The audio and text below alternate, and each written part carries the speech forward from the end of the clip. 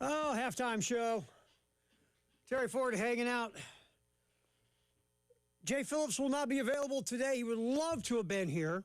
He loves his Monday monologues. But Jay cannot be here today. He will be back tomorrow. And everything he wanted to say on his Monday monologue, he'll make a Tuesday monologue out of the whole deal. Just want to give you a little heads up. He will be back with us tomorrow. Appreciate you hanging out. And obviously we have a lot to discuss. A lot to get to today. Watching the game, listening to the station on and off today as I sit in my palatial office, in my hot tub, doing my work. As I plug in my headset.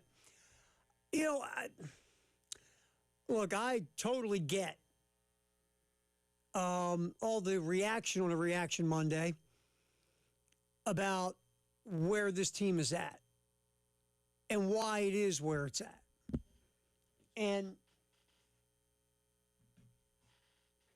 I'm listening, and it's first of all, this offense is offensive. Let's just be honest. It's not very good at all.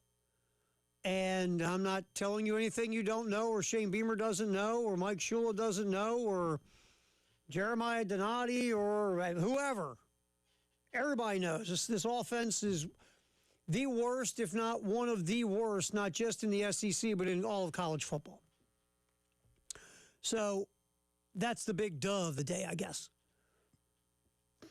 And the offensive line's a big problem. The system of offense might be a problem. The play calling we talk about could be a problem.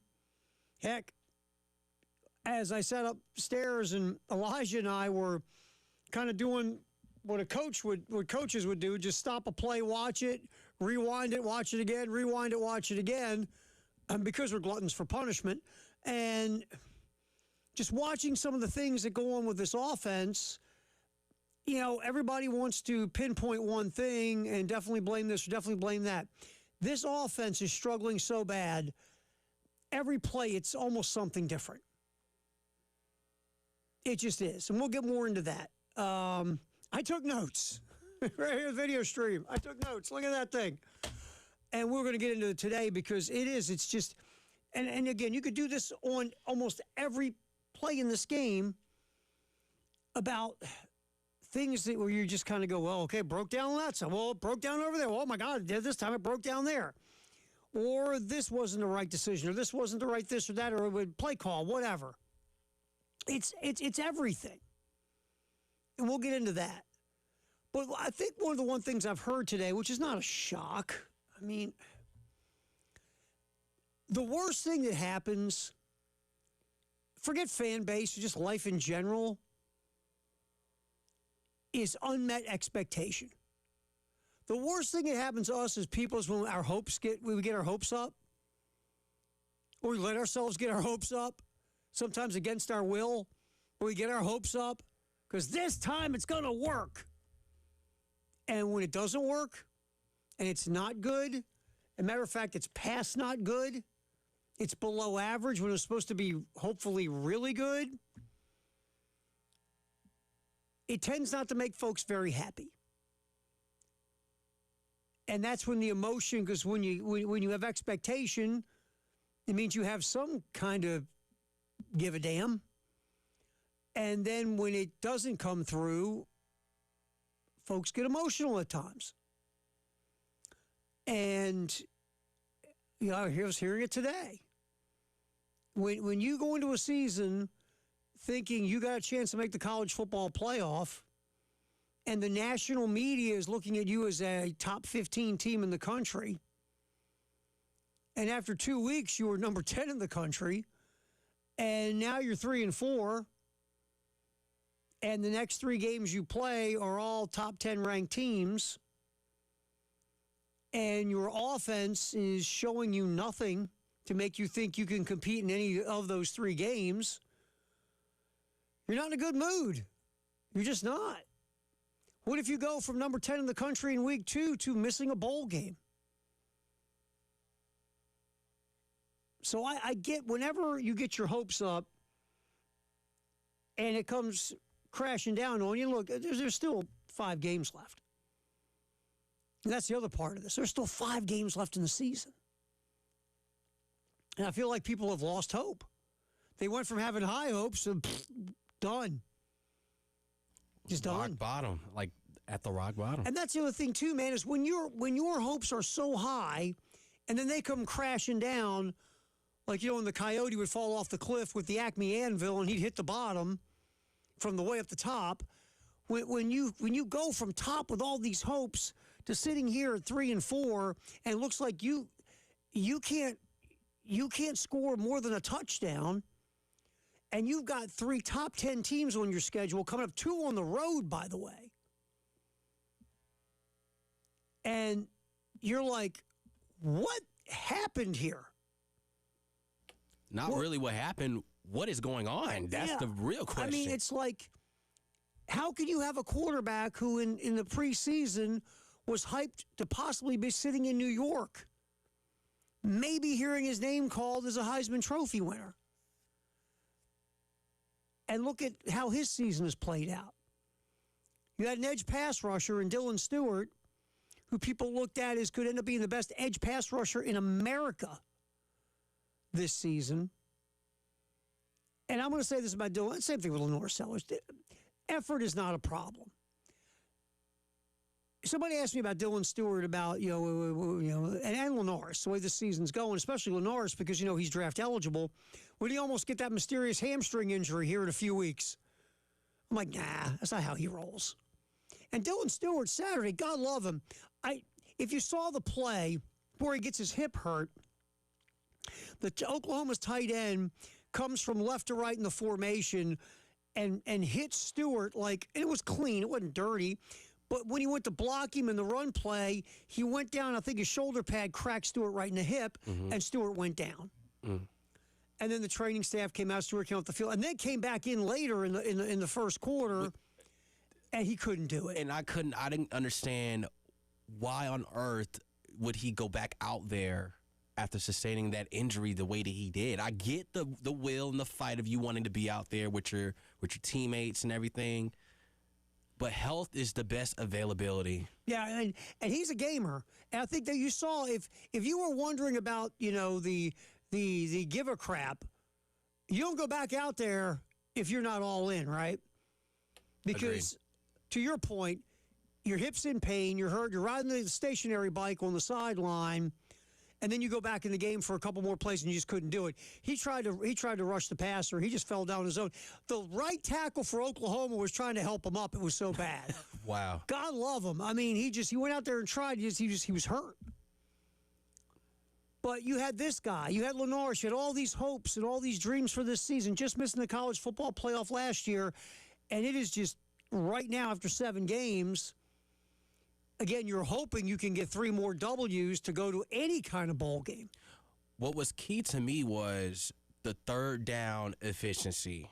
When I was watching this game, they did not convert on a third down at all. No, man, it just, you were 0 for 10. Yeah.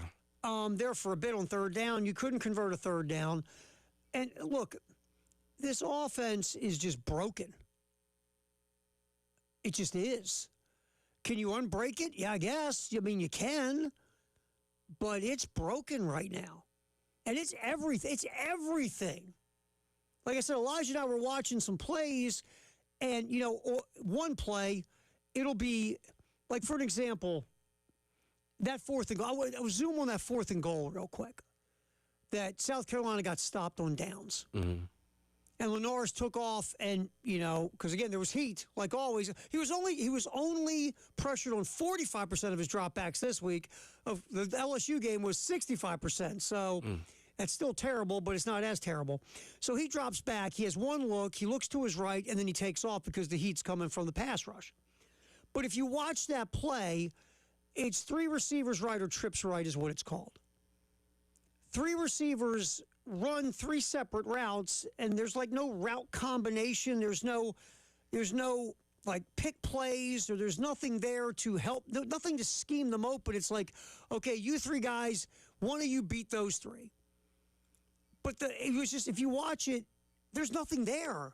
The routes are kind of, I mean, Brady Hunt's out the boundary like he's going to be the contested catch guy in the corner of the end zone, which I don't understand that. I love Brady Hunt, but I don't know if I'd put him out wide to run a route into the corner. Nick Harbor runs a route into the end zone, and Mazio Bennett runs a route to like the 2-yard line. Why are you running around the 2-yard line on 4th and goal when it's tight and you have to make a catch and then beat your guy one-on-one and get in the end zone and break a tackle? So the routes made no sense. So really, if Linares had a second to throw it, there was no one to throw to because no one was really open on that side. And Jacobs ran, he was on the left. He was wide by himself and ran a route into the corner. I don't know if he was open or not because, again, you can only see what you can see on the TV. My point is, it's so many different things. One play, it's something like this. Another play, when Linares ran, I'm trying to remember now. I think I wrote it down here. It was a 1st and 10, an RPO in the first half. Linares pulls it and keeps it. And he's got a little space, and he cuts it up. And Matthew Fuller just whiffs the block. Whiffs the block totally, and Sellers gets hit for a loss of 1. I mean, Fuller, it was like a total whiff. So it's not just offensive linemen who are missing blocks. Well, one play, and Nick Harbor loves to block. He's one of the wide receivers that does a nice job. But they ran a little wide receiver kind of screen bubble thing for Jacobs, and Harbor came up to throw a block, and Harbor blew the block. And Jacobs didn't pick up anything to where he might have on that play if Harbor could have executed the block. I mean, the offensive line, Boaz Stanley, God love you. Not the best day. Baugh, not the best day. No. I mean, and they were getting whooped. They were getting smoked the whole time. The whole time so they were getting smoked. There's execution here, but then I'll go back to plays that just made me shake my head. They ran a play. It was a 3rd and 6 in the first half for Oscar Attaway. It was like a little option pitch to Attaway, short side of the field. Josiah Thompson, he whiffed on a block. But it really didn't matter because Attaway had to beat like at least 1 or 2 guys to get. And by the way, when the pitch was made, Attaway was 11 yards from the first down marker. So you're asking Oscar Attaway to make a play that is going to be very difficult, and you put him on the short side of the field where the boundary becomes almost a 12th defender. That play was so it's everything, man. You pick whatever you want on Reaction Monday. You can pick play calling, system of offense. You can pick execution of blocking schemes, pass, run, players not doing their jobs. Linares not getting rid of the ball quick enough, or Linares not reading the field well, or missing. Pick anything right now. You're not wrong. Is what I'm trying to say to you. Hey, we'll put him in a hat, and you can Pick just take from the one. hat. This offense is just broken right now. It was not complimentary football. It was not together. It was kind of like a child drawing scribble scrabble on a piece of paper, and you don't know what you're looking at, basically. It's just. I guess my question goes back to just like at the end of the day, it's very simple. First of all, the playing on the field. If your offensive line can't win, nothing else matters. Yeah. That's the thing here. None of this matters. Some of these plays might be wonderful and fantastic, but guess what? They don't matter. Because if your offensive line is constantly getting beat, you cannot execute an offense successfully, whether running the football or passing it. Now, we'll throw one more thing out before we get to break. I remember talking to Dow Loggins last year before the season started. We had him on at Birdie's with Beamer. And Dow, I asked him about, the offense. Remember, 2 years ago, the offensive line was a mess, and a lot of it was injury. And I asked Dow, I said, Dow, how limited was your playbook because of the issues on the offensive line? He says, there's plays I could never call. So again, to be fair, I'm trying to be fair here. How much of the playbook can't South Carolina use because the offensive line can't win? I don't know. But I'm saying it's all these things, man. It's just not one.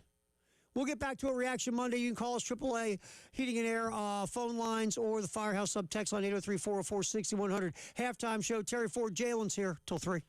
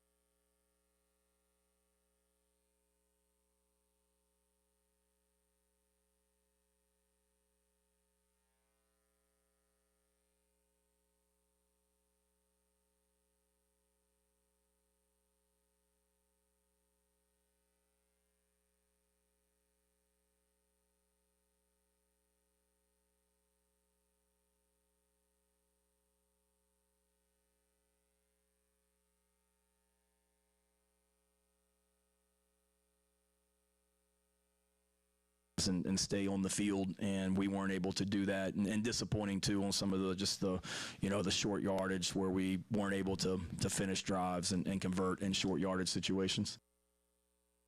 Tough day, short yardage wise, for South Carolina in this loss to Oklahoma. Postgame show. I'm so discombobulated I called it the halftime show earlier. It's a postgame show. It's okay. It's okay. How you doing? I'm doing all right. I'm on the postgame show. Yes. Are you Jay? No, but Okay. I'm Jalen. Yeah, close enough. Close enough. All right, for an example, on short yardage, Stat Broadcaster has a stat called third and shorts, which is between 3rd and 1 and 3rd and 4. Oklahoma was 3 for 5 in those situations. South Carolina 1 for 8 in those situations. Overall, 3 of 15 on 3rd down in the football game. So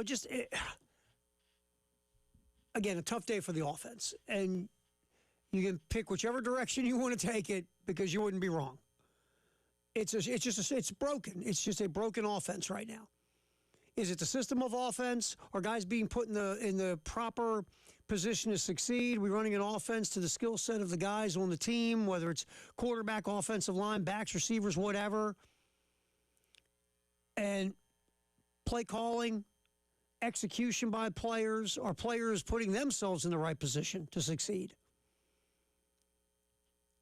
Is it just, Terry, the offensive line stinks and that starts all this in a bad way? Or is it, I don't get the play calling, I don't get the offensive set, I don't get this. Well, whatever, you're not going to be swinging and missing the way this thing's going right now. And with the next 3 teams that South Carolina will play, you need to score more than 7 points. I'm going on a limb, Jalen. You got to score more than 7 points to beat A&M or Ole Miss or Bama. I'll just say that this weekend, that is a very, very tall task. Look, this Bama team is playing really well. And the one thing you might be able to hang your hat on is Kalen DeBoer, his kryptonite is being a big favorite on the road against unranked teams. His squads in Kalen DeBoer's coaching history have struggled in those situations at times. But right now, honestly, if you're sitting around and seeing what you've seen offensively and knowing what Alabama's going to bring in here offensively, knowing they're going to look the South Carolina defense. One of the most surprising things to me on Saturday that we're not talking about a lot because the offensive struggles is the defense got run on by a bad run offense. Oklahoma ran on no one this year in their Power 4 opponents. And they ran the ball really well in the first half against South Carolina. That was a surprise. But the South Carolina defense is good. It's solid. It's not great. It's not historic. But it's good enough to win games if your offense could just bring it. And it's the offense, obviously, a ginormous issue. All right, let's get to you. It's a Reaction Monday, 803-404-6100, AAA Heating and Air Hotline. Let's start off with Ray. Ray, we appreciate you, my man. You're on the post-game show on the game. What's up, pal? Oh, Terry, I tell you, it's just, man, another week of this roller coaster soap opera of Carolina football. What a beautiful day it was Saturday. You know, you had a state fair. I mean, it was just beautiful, but the real clown show was, unfortunately, our offense. And this is what I want to get at. I know I make light of things and try to be fun about everything because, you know, hey, it's just life, you know. But anyway, with Shane Beamer, when he came here, Terry, I think your first year in this market, I believe, was like his either first or second year. I don't know. His second year, yeah. Rattler's first year. Gotcha. Yes, sir. Yeah. Well, when we were at Muschamp, things were just so bleak here. I mean, Terry, you could have came on the radio and made up some coach's name, made up a conference. It could be the Upper Mountain Valley of Central California. You could just make this up, and we'd have been glad to have gotten this guy. You know, I mean, that's just how desperate we were here. So when we got Beamer, we knew that we were getting a guy who had been here before. You know that he didn't run an offense, didn't run a defense. You know, he had name brand, he had enthusiasm, and he could recruit. He was going to be the CEO of our program. But I think this goes, and I know Shane's going to be here next year, and I wish him to be fired, but I just got to put this out there. This is why the NFL will never hire a special team coach to be a head coach because these guys are wild guys. You remember that special team coach the Dallas Cowboys had for years? Just a nut of a dude, but he could coach the special teams. But what I'm getting at, so Shane, he can work his ass off, like he says, and all that. But he's only going to be as successful as his coordinators and his position coaches. And when when you have a hire like he had, and I'm not even going to mention the coach's name, the O-line coach, it just didn't work out. And we said something about it, and he would double down and say, "You guys just don't know what you're talking about," And he doubled down to the point where even last year he gave him a big raise. And we won last year in spite of the OL because if you look at the numbers, Sellers was still running for his life, But I give the last coordinator, Dow Loggins, credit. He figured out a way to make it work, even though he knew his O-line was so inadequate.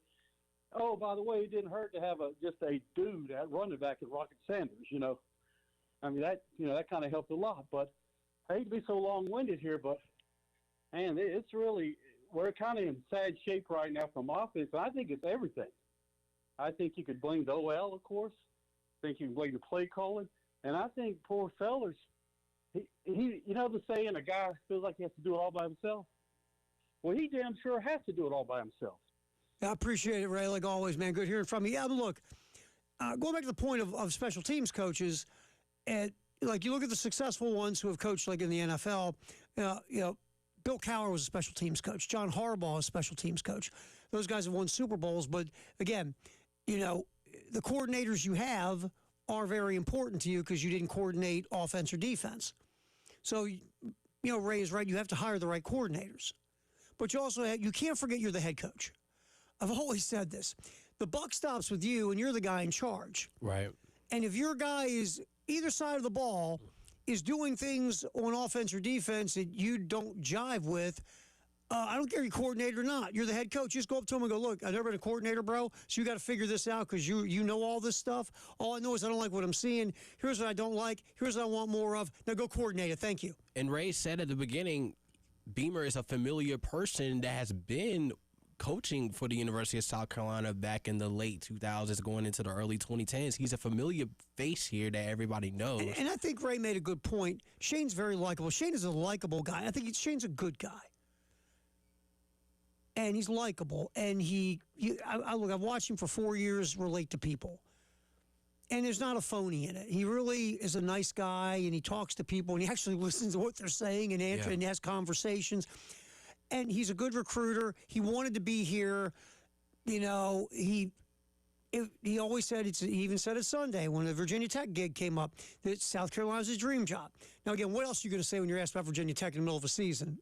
Yeah, I'm talking to him every day. Of course you would never say that. Right. But the point is, as miserable, and I've been told so many Will Muschamp stories of the misery that this fan base was dealing with at the end of Muschamp. Listen, man. You were here? Yes. How miserable was it? It was... On a scale of 1 to 10, misery. It felt like a one-punch KO after C. Spurrier left, literally. And so Shane came in, great recruiter, great personality, wanted to be here, embracing the community, embracing everything. And everybody, again, you're all in because you were so miserable. It's like when you've been with someone in a relationship and you get to the point you're miserable and that new person shows up. Oh, God, they're great. Mm-hmm. Are they fantastic? No matter what they do, they're great. I will do more on a Reaction Monday. Barry's on hold. We'll get Barry start us off on the AAA phone lines. That's coming up next on a Reaction Monday, reacting to South Carolina's loss to Oklahoma right here on the Postgame show on the Game.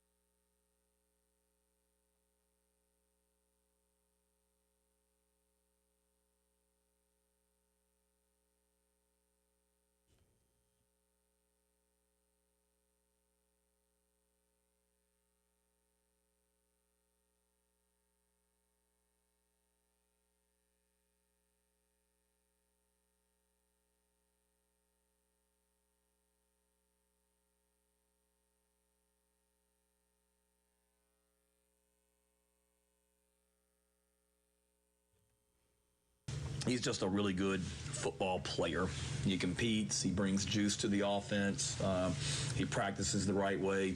And he's a guy that just continues to get better. So it was great to see him out there today making some plays. And we need to continue to bring all those receivers along. That's Shane Beamer talking about Jaden Sellers, Lenore's brother. 6 targets, 6 receptions, 57 yards in the game. One of the few bright spots on a beleaguered offense, as South Carolina obviously losing 26-7 to Oklahoma. And, I was, Elijah and Tyler were talking about it through the day, and Jen and Preston.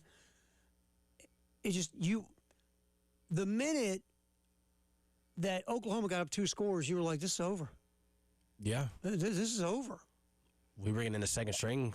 I mean, you're down. It's 17-7. I mean, not to be mean, it sounds like 100. It feels like 117-7. Yeah. It just, the way the offense is just having the struggles of the offense. The minute Oklahoma gets up 17-7, you're like, okay, that's a wrap. And that's just that's tough, man. And we're gonna get to Barry here on the AAA Heating and Air hotline here in just a second on a Reaction Monday. Feel free to jump in, either giving us a ring at 803-446-100 or the Firehouse Sub text line. You can hit our chat on our YouTube channel if you want as well.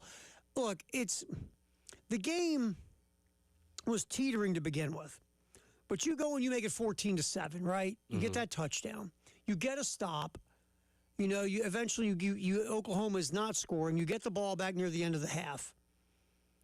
You're moving into for Gary Swain, excellent punt return. Yes. That puts you in a really nice spot to possibly go kick a field goal. Mm-hmm.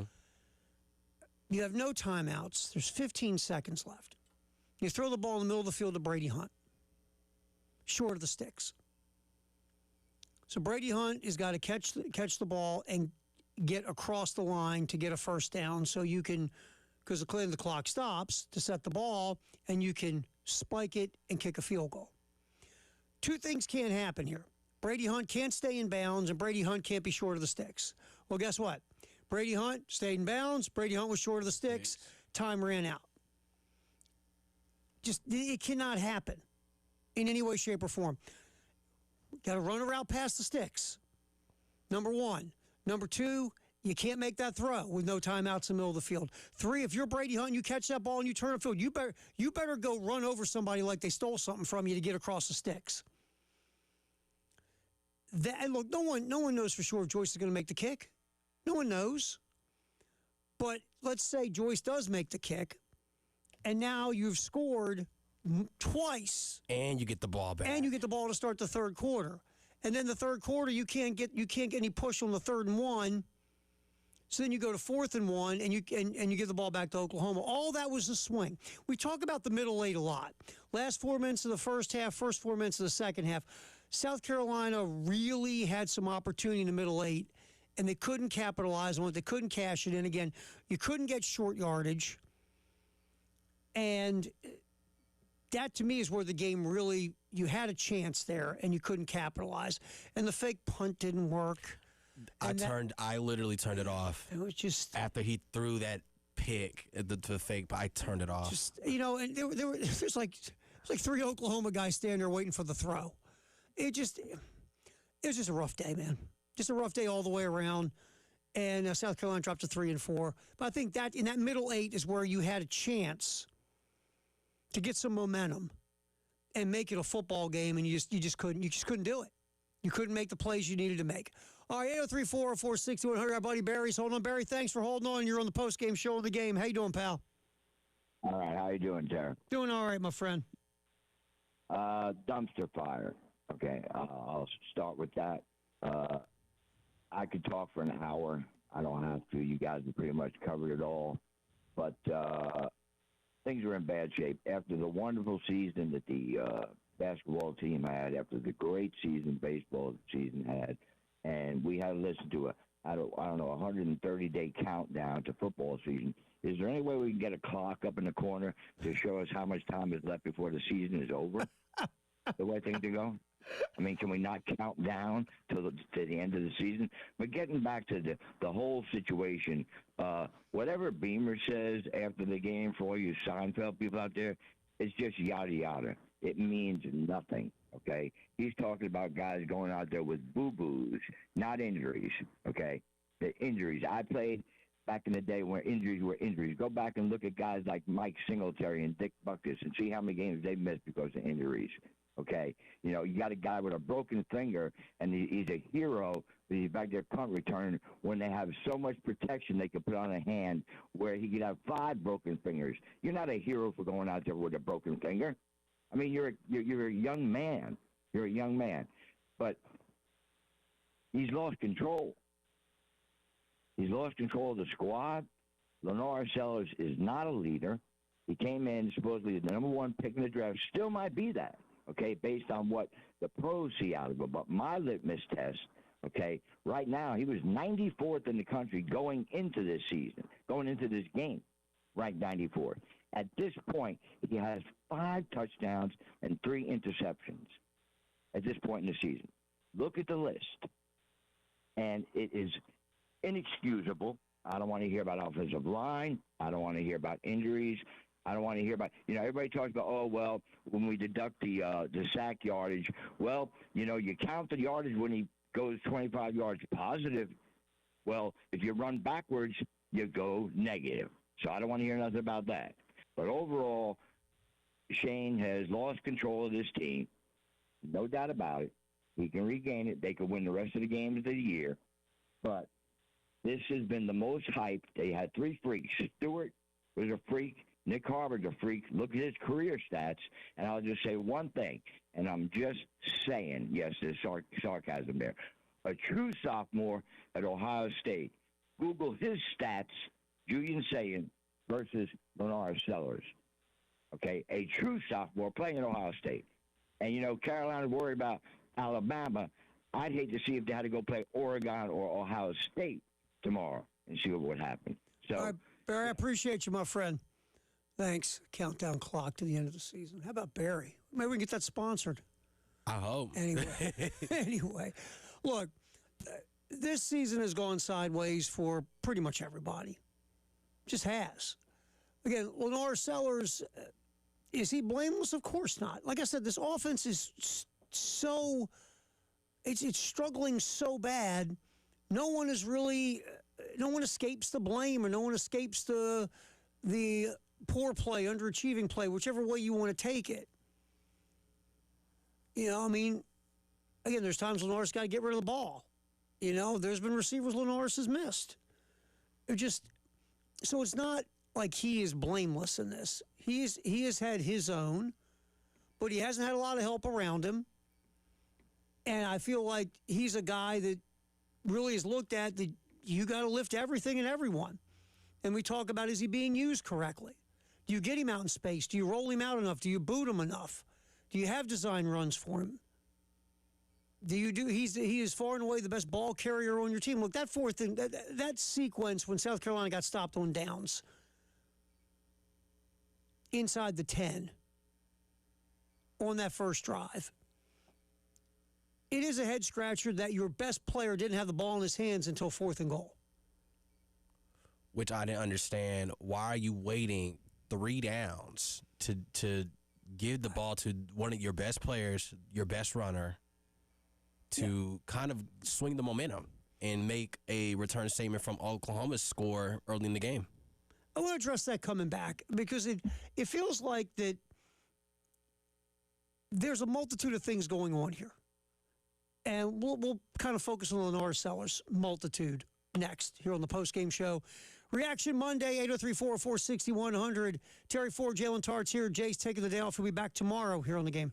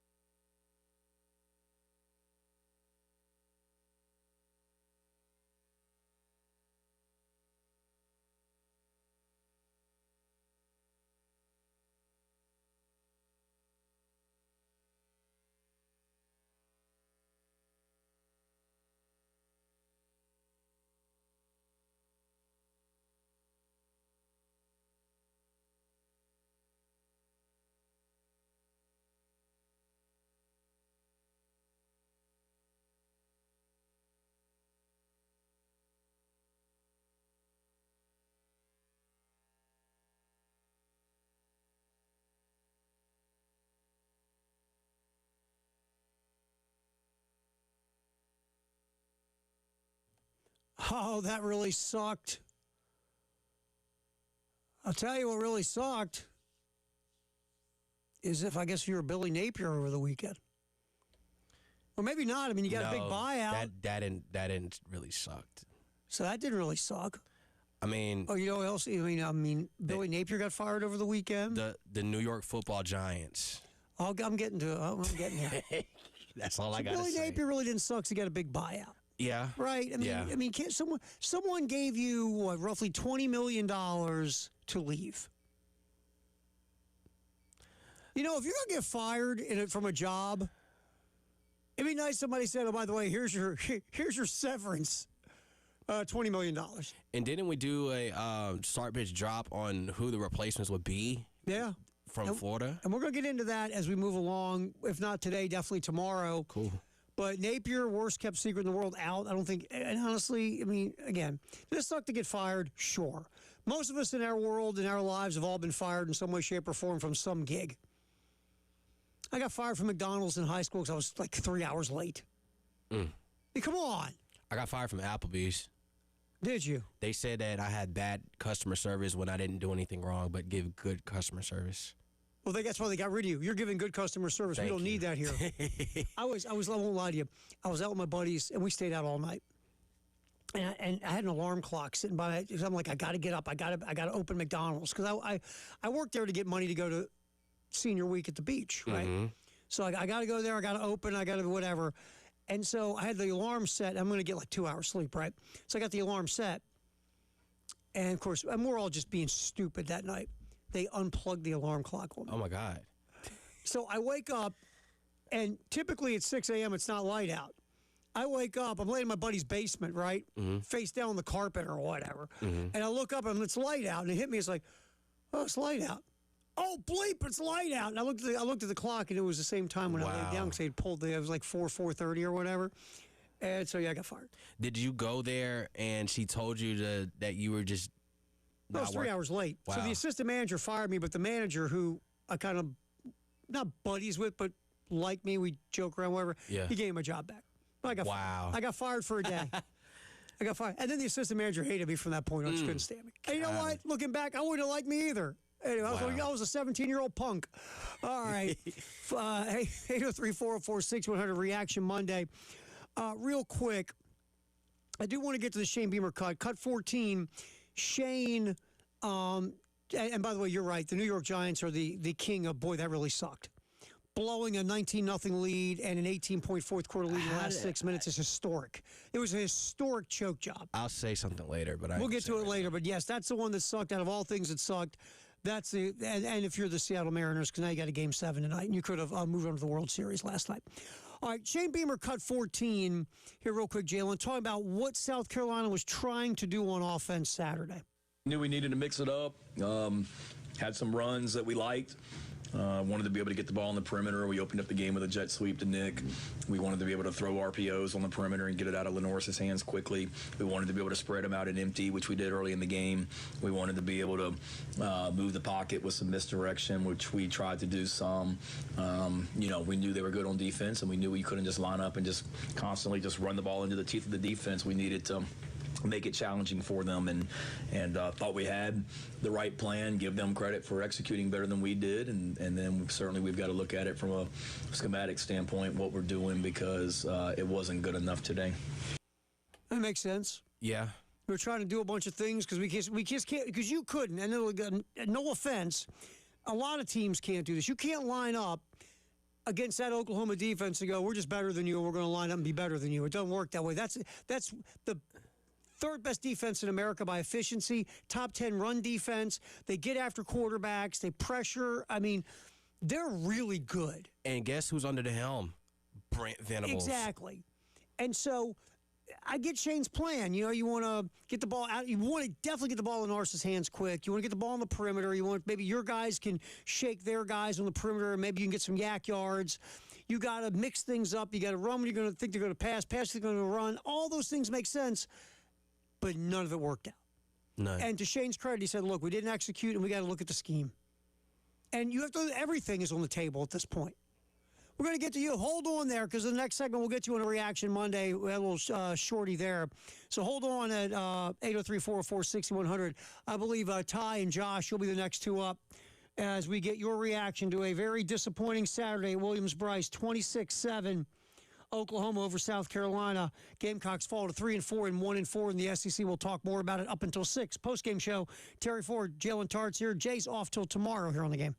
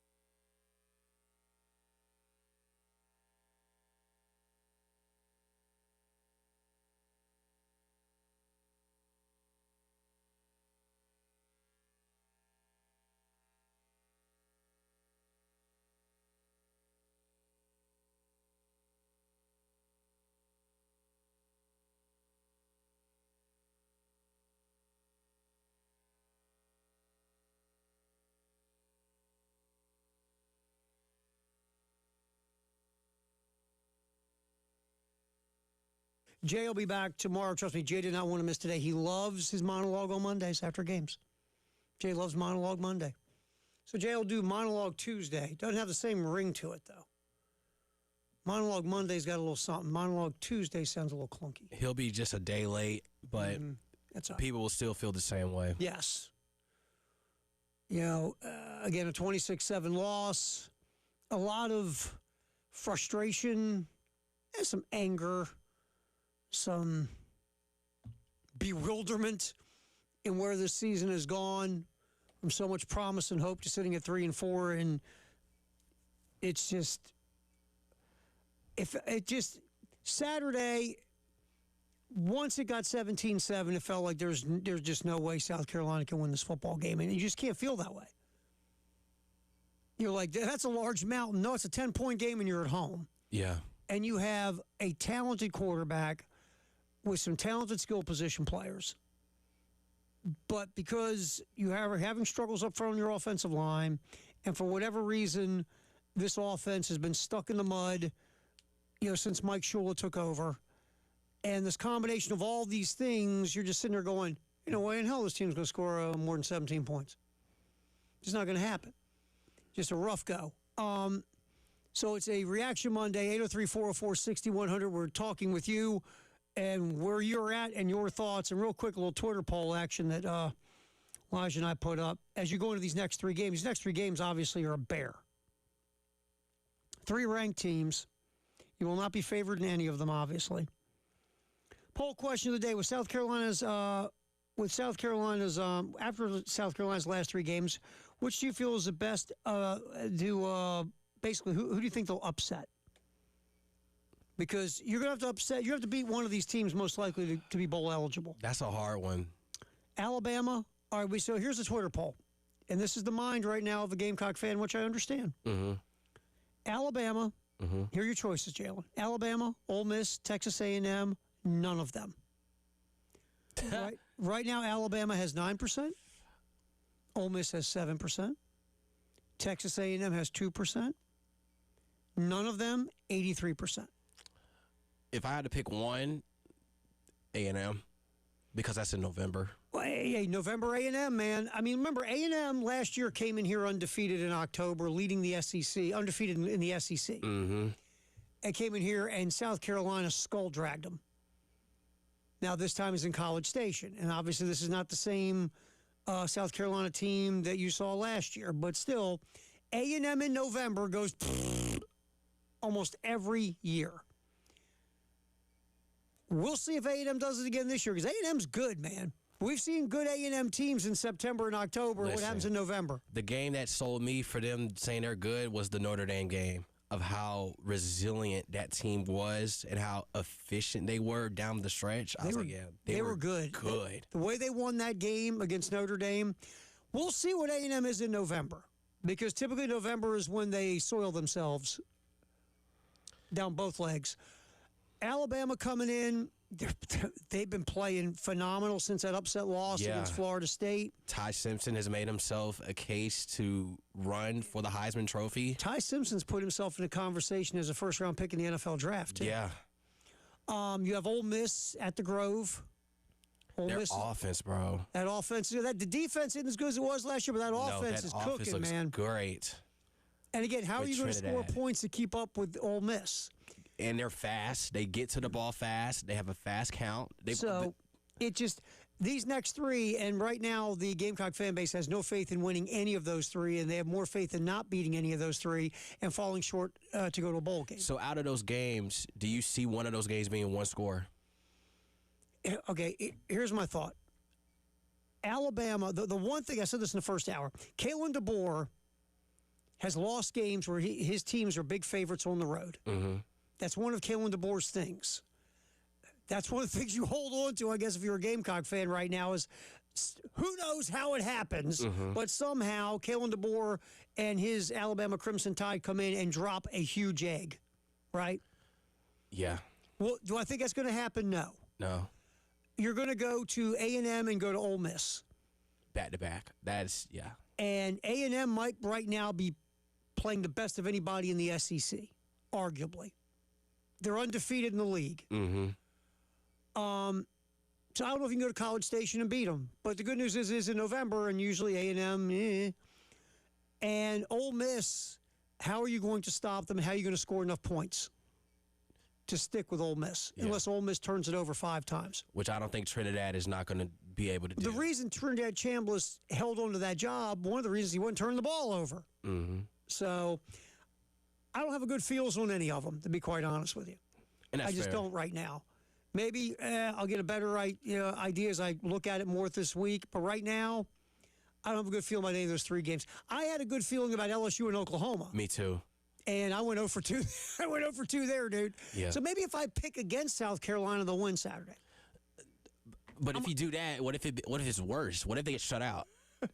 Which we don't want. I'm that trying to happen. reverse lock now. I'm trying to do something. I'm trying to do something after the last couple weeks. I'm with you, Terry. But real quick, if I did have to pick one, A&M. For me personally, it would be A&M. Because again, they have a track record of kind of going sideways. And we'll see, though. But right now, you're going up against 3 top 10 teams, 2 of them on the road. 803-404-6100. Ty's been holding on. Ty, thanks for hanging. You're on the post-game show on the game. How you doing? How you guys doing today? Doing all right, my man. What do you got going on? Doing good. Good. Well, I had my own disappointing weekend. My $5 million Lamborghini driving quarterback decided he wanted to throw it to the other team because they had red just like Georgia instead of throwing it to the Miami players. Oh, my Lord. So I had my own problems. But You did. Wow. Yeah. But watching the USC game, because I was free to be able to watch and analyze, what I see what's going on is that it don't seem like the offensive play caller or whoever's calling the plays is stacking plays, meaning they call a draw, but then they don't have another play that looks like a draw that they attempt or a bootleg, fake. They don't stack their plays. Most good play callers, they have 3 to 5 plays that look exactly alike. They run it, try to actually find which one gets the results, and then repeat that. They don't do no repeating of good plays that they run. I have noticed over the time watching. So me and my guys, and when I say my guys, my students, we was talking about it, and one of the things I think can help South Carolina and a lot of play callers is using a simulator like NCAA. Like a play caller can actually call the plays. He don't have to play the game. He can have his students, quarterback, whoever play the game, but actually get used to being in situations and call them, because most play callers don't have a lot of experience in situationals. You can practice it, but you only get maybe 14 snaps in practice to be able to do certain things during team, but they need more times to be in situations to actually call plays, also actually to feel it. Because if you look at the collapse, like against Arizona and also the Giants, I know y'all about to talk about, it's all situational stuff. It's all spur of the moment, making sure you have your thoughts together and being organized. And I don't think a lot of play callers, especially young play callers, have the experience or go through it enough. But I think, I want y'all opinion. Nobody got the phone. What do you think about more offensive play callers playing video games or either simulating video games through someone else? Appreciate it, Ty. Thanks. Look, people use simulators a lot to ramp up in different occupations, different areas of life. Mm-hmm. So the idea of what Ty's saying, in theory, what the heck, it can't hurt anything if you're going to sit down and practice calling plays in a simulated type environment of a video game, Madden, college football, whatever. I want to address what Ty talked about with stacking plays. The other thing, too, that really good instinctive play callers do is they set you up. Yeah. They'll run something in the first quarter to set you up. To Ty's point, in the third quarter, it'll look like that play again, but it won't be. But it won't, yeah. It'll be something totally different. But you've been set up because you've seen that play in the first quarter, maybe multiple times. But it's to set you up for something coming in the third quarter. And another thing that really good play callers do, like Kyle Shanahan in the NFL, Spurrier did it here. If you can't stop something, don't keep running. Keep going. Don't keep running until they stop it. And some of that stuff, so much of this also is you don't know, because of the lack of execution, what you can call, what you don't call, what you're afraid to call, what you moved out of the way because just you can't execute. I don't know. But, like, you'll see, like, on these I shouldn't say script, they don't call it script over here, but the first couple of series, a couple of drives when they've kind of an idea what they're doing, like, they'll run a play or 2 or 3 and they work really well, right? And then you never see it again in the game. Yeah. Like with Spurrier, from what I saw, he was just running the crap out of Lattimore, and Lattimore was just getting yards, and then he would throw to receivers. Farrell Cooper, Debo Samuel, like they were just continuously getting the ball, and it was working. You just run plays, and that's one of those things I always appreciate about certain play callers. They'll run the play till you stop it. Remember, they'll walk to the line of scrimmage, go run that play again. By the way, and you guys can't stop it. Yeah, and but it just feels like, and I could be totally wrong, but just watching the game, like you as a Gamecock fan, you just feel like you're watching this play work, and you never go back to it. It's like, and again, I could be totally wrong, but this is how it feels watching it. Like Mike Shula, he's got a plan going into this thing, right?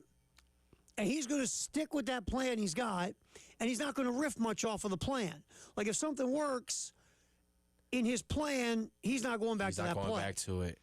Like, and instead of, I'm not saying he never goes back to a play, but it just feels like, okay, I've run that play I plan to run. Now we're moving on to these other things I want to do. Instead of, wow, that play worked.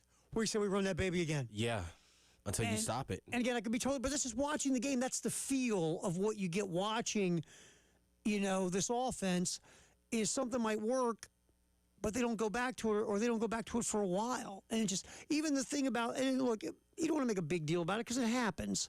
But when you're struggling so much, every little thing's a thing. Like, when you looked back at that game a couple weeks ago when Matt Fuller ran for that 72-yard touchdown, then you didn't see him touch the ball for a while, and you're like, why are you not letting him touch the ball? Right, and then Shane at halftime said, look, we got to get Fuller the rock.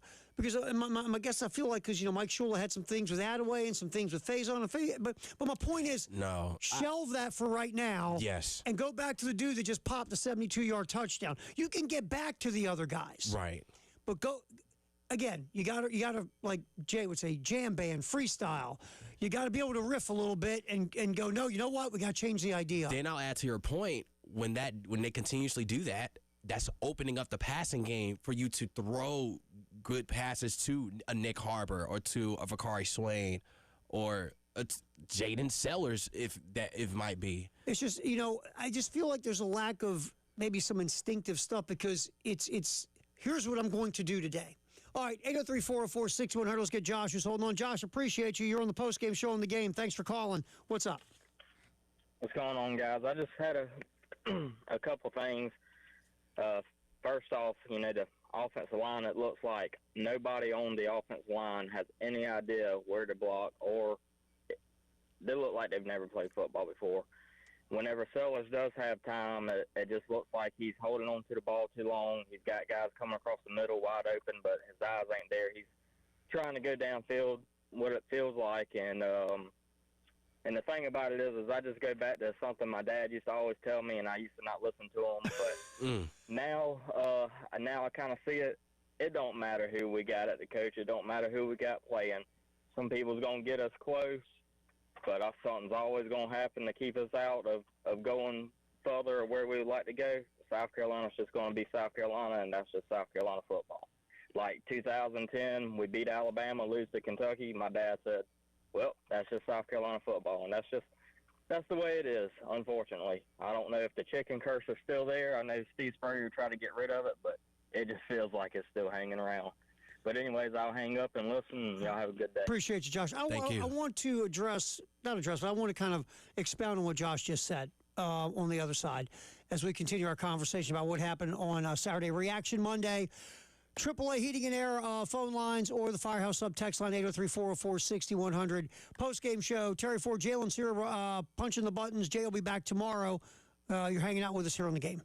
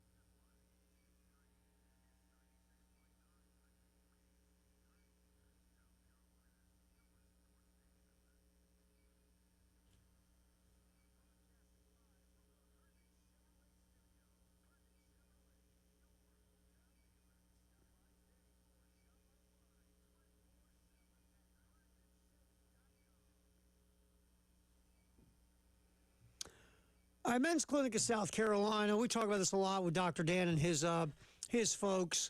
They're here to help you out. If you're a guy and you don't feel right, you don't feel as strong as you used to, you don't recover from exercise like you used to, you're not sleeping well, you can't remember things as well as you used to, you don't have any drive in any room of the house, if you know what I mean, or you just don't have any just this drive in general. It might just be low testosterone. One way to find out. You just call 803-875-MENS. You go see the folks at the men's clinic. You tell them your story. It's confidential. It's free. And if they think you could have low T, they'll do some lab work. If it comes back low testosterone, they'll then, and this is the most important part, they'll put you on a program specifically designed individually for you to get you back to feeling like you again. Make the call. 803-875-MENS. Men's Clinic of South Carolina.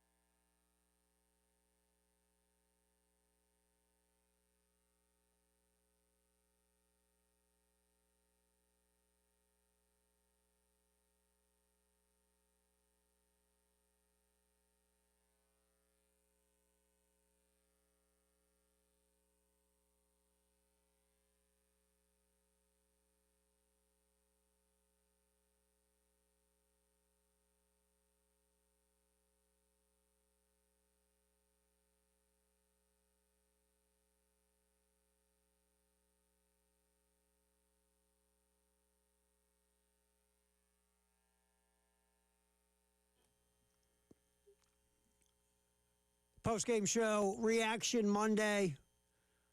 Wasn't pretty. 26-7, Oklahoma comes to Williams-Brice, beats South Carolina. Again, South Carolina struggled 0 for 10 on third down for a while, ended up 3 of 15 before it was all said and done. Got stopped on downs inside the Oklahoma 9 on their first drive. Couldn't clock the ball in time to try a field goal at the end of the half. Bad clock management. That's basically what you just said. Yeah, it was. I mean, again, you can't either. And this is not just a South Carolina thing. You see this a lot in football today. Receivers don't run past the sticks. They just don't anymore. Back when I was a boy, Jalen, and I grew up, because I know you're stunned by this, that I didn't play nose tackle. I weighed like 67 pounds when I was playing football. I played wide receiver. And I'll never forget, if we didn't run a route past the sticks, we had to run gassers. And it taught you, run your route past the sticks. Because you can always, that way, if you run your route like 3 yards past the sticks, 3, 4, 5 yards past the sticks, then the ball's thrown, it's underthrown, you come back and get it, you're still past the sticks. Mm-hmm. You're always taught to run past the sticks. Today, a lot of these guys don't run the routes past the sticks. And sometimes you don't, depending on route. But like in that instance, you cannot catch that ball below the sticks. Because if you get tackled and you're Brady Hunt and you get tackled and you're not past the first down marker, that's a half. Yeah. It's done. It's a wrap. And look, I know people got a little annoyed with Oklahoma's guys piling on Hunt, not letting him up. That's that's gamesmanship, That's football. Man. It's gamesmanship. Yeah. Everybody does that. So it's just the idea that you got to run that route past the first down marker.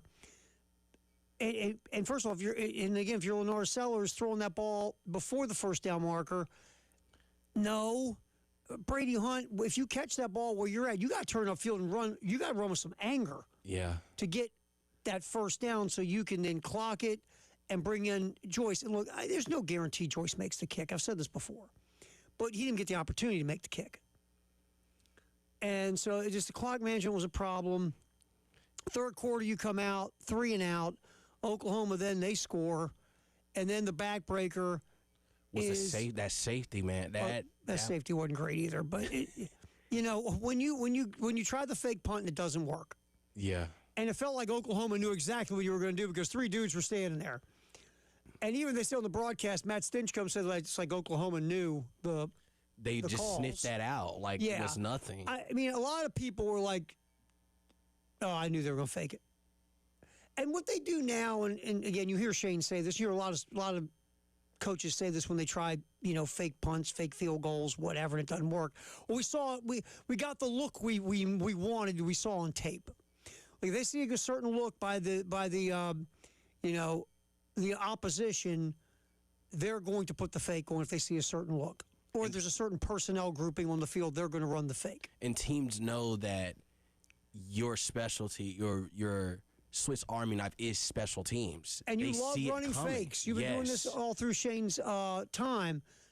And I don't know if Oklahoma okey-doked them with the personnel they left on the field because they saw maybe South Carolina runs a fake when you have certain personnel on the field, and Oklahoma decided to try to we'll leave those people on the field and see if you run the fake. I don't know. But it just didn't work. And it was intercepted. Oklahoma went down, scored a touchdown. It was a wrap. It was done. Here's Shane post-game talking about the fake punt. This is Cut 8, Jalen. I had seen plenty of 4th and 1s and 4th and 2s and 3rd and 1s and 3rd and 2s from our offense at that point, and that's not me saying that I don't have confidence in our offense on 3rd or 4th and down, but we had something the first time that we punted earlier in the game where they kept their defense out on the field. That fake is designed for when they keep their defense out there. Everything we had seen on film study, we had the same fake in the game plan last year against them because of how that corner typically plays into the boundary. Thought it would be an easy throw and catch, and give them credit. I mean, they dropped a defensive end. It's almost like a zone pressure. They dropped a defensive end into coverage on a fake punt. So give them credit for defending it. But yes, there was thought of it. Hindsight being 20/20. Yeah, Shane, you keep Lenore Sellers in the offense out there if you're going to go for it. But felt like based on what we had seen earlier in the game, Hale, when we punted and they kept their defense out there. As soon as we punted, I said to Jody on the headphones, "Hey, whatever we call that punt is that fake is going to be here later in the game. Let's be ready to get to it." And they made a nice play on it. But again, when I told Clayton, like, we do that, we can go out there and just get a stop on defense, or at the worst, the minimum hold on to a field goal. It's still a 2-score game, and weren't able to do that. Yeah, I mean, look, I get what Shane's saying, and look, he's basically telling you we couldn't beat them 3rd and 4th and short with our offense, so we want to try something different. Look, if your offense was winning more at the line of scrimmage, maybe you would have kept the offense on the field. But basically, it was like the feeling from that cut is, look, offense wasn't getting it done in short yardage against that defense. We weren't beating them at the line of scrimmage, and we just couldn't get anything accomplished. So we were going to try maybe to see if the special teams could get us a first down. I mean, and then he said, too, they saw the same type of coverage last year. I mean, Brent Venables, last time I checked, he coached the team last year and saw what happened to them last year. He was like, this is not happening. And what Shane said, remember we said, did Oklahoma okey doke them?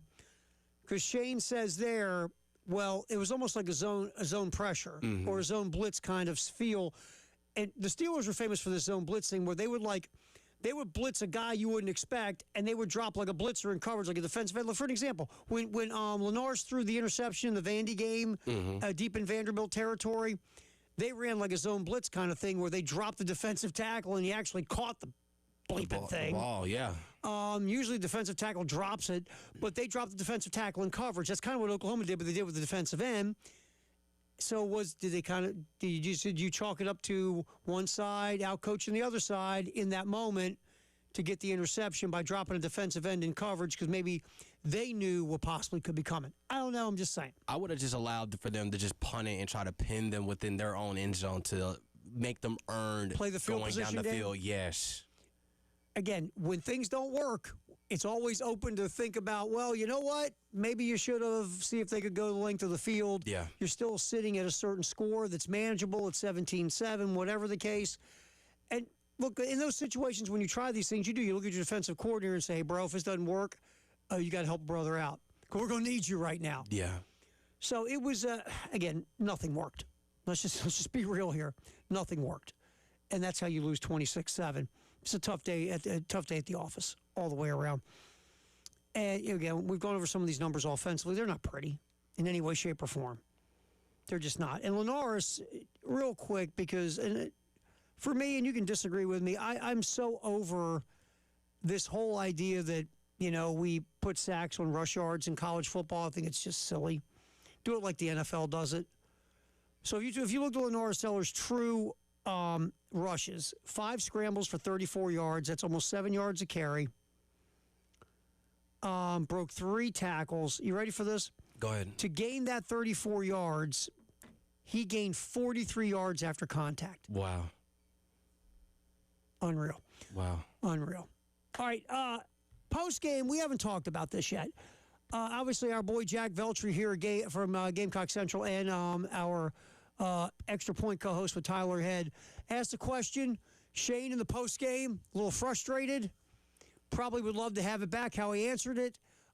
If you missed that, we'll run it for you real quick and kind of have a little conversation about the frustration in the post-game for the coach after that tough loss to Oklahoma. That's next on the post-game show. Terry Ford, Jalen Tartt's here. Jay will be back tomorrow here on the game.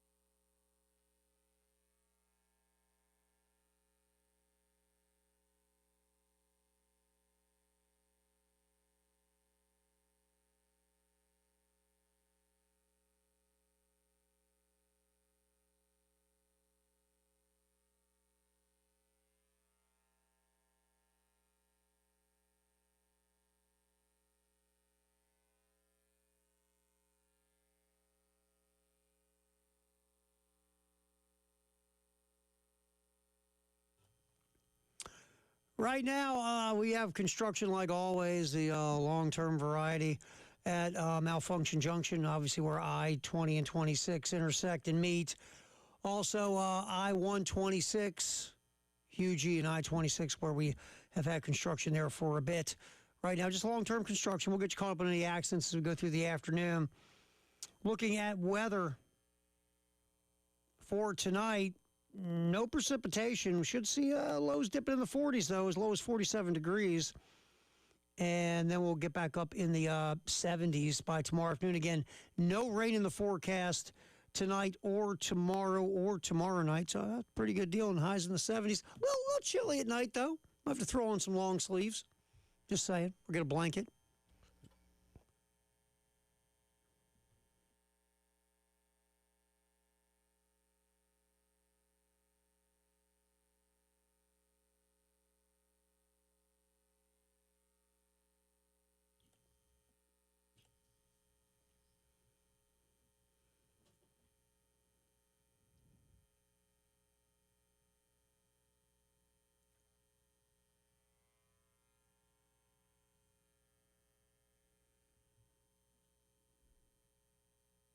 No.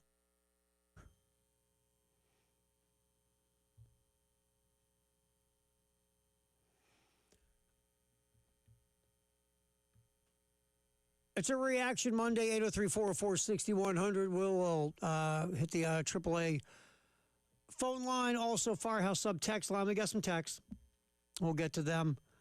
One real quick. My question is, in the post-game press conference and the teleconference last night, Shane Beamer mentioned several times about having key offensive linemen out and losing some more during the game.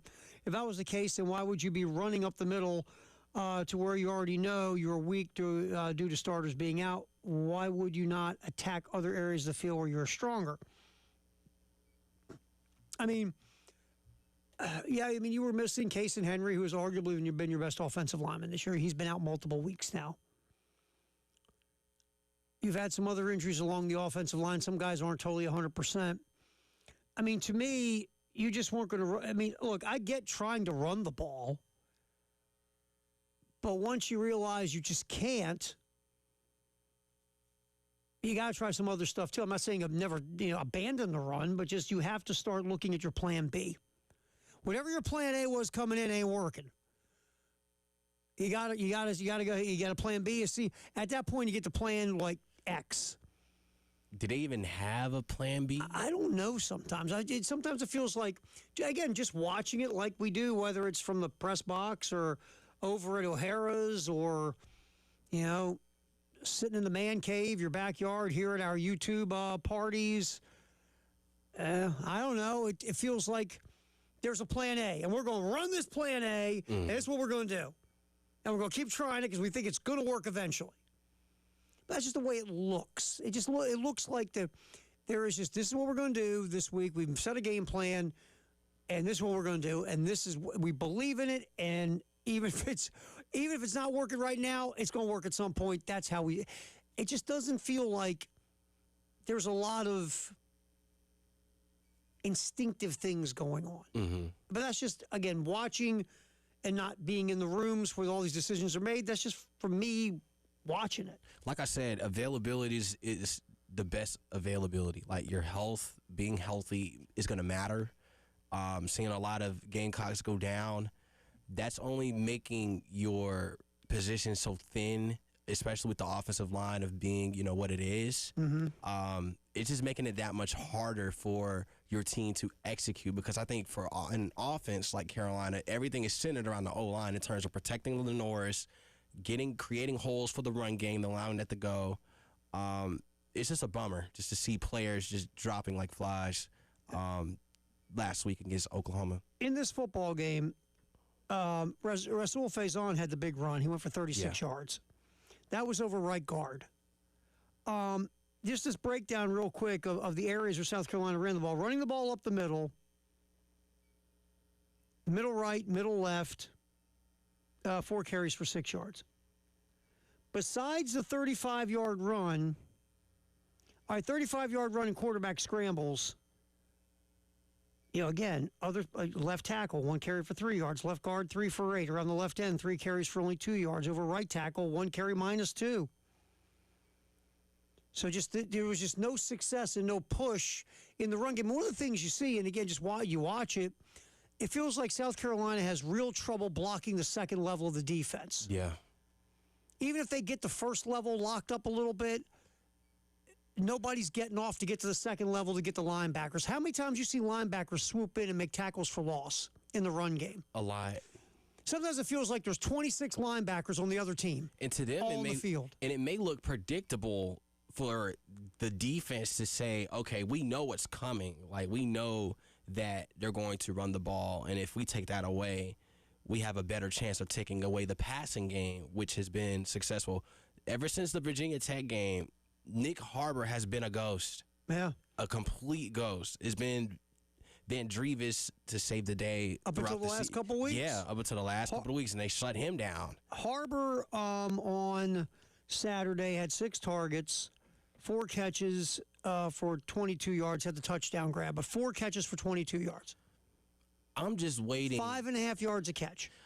I'm just waiting to see when are we going to see a burst or a I'm here type of game from Donovan Murph and Jaden Sellers. I've been patiently waiting. I mean, we saw, again, and we'll get to the cut from Shane about the suspended players. Brian Rowe, who I really like a lot, was suspended on Saturday for breaking a team rule. So, again, I like Rowe. Jaden Sellers popped a little bit on Saturday as well. Donovan Murph has all the ability in the world. I mean, obviously, Nick Harbor's got a ton of physical gifts. You got a lot of stuff in this room. And to be fair, A, ready? Is Lenars getting time to throw the ball to the receivers? B, is Lenars reading the field right to get the ball to the receivers? C, are the receivers running routes to get open so you can get the ball to the receivers? All these things are an issue in some way, shape, or form. Let's get the Shane Beamer cut real quick, and then if you're on hold, we'll get to it 803-404-6100 on a Reaction Monday on the AAA Heating and Air phone lines.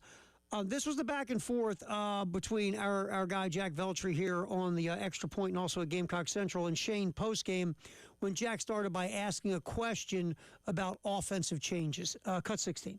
Shane in the middle here. It's 7 games now. The offense has just continued to struggle.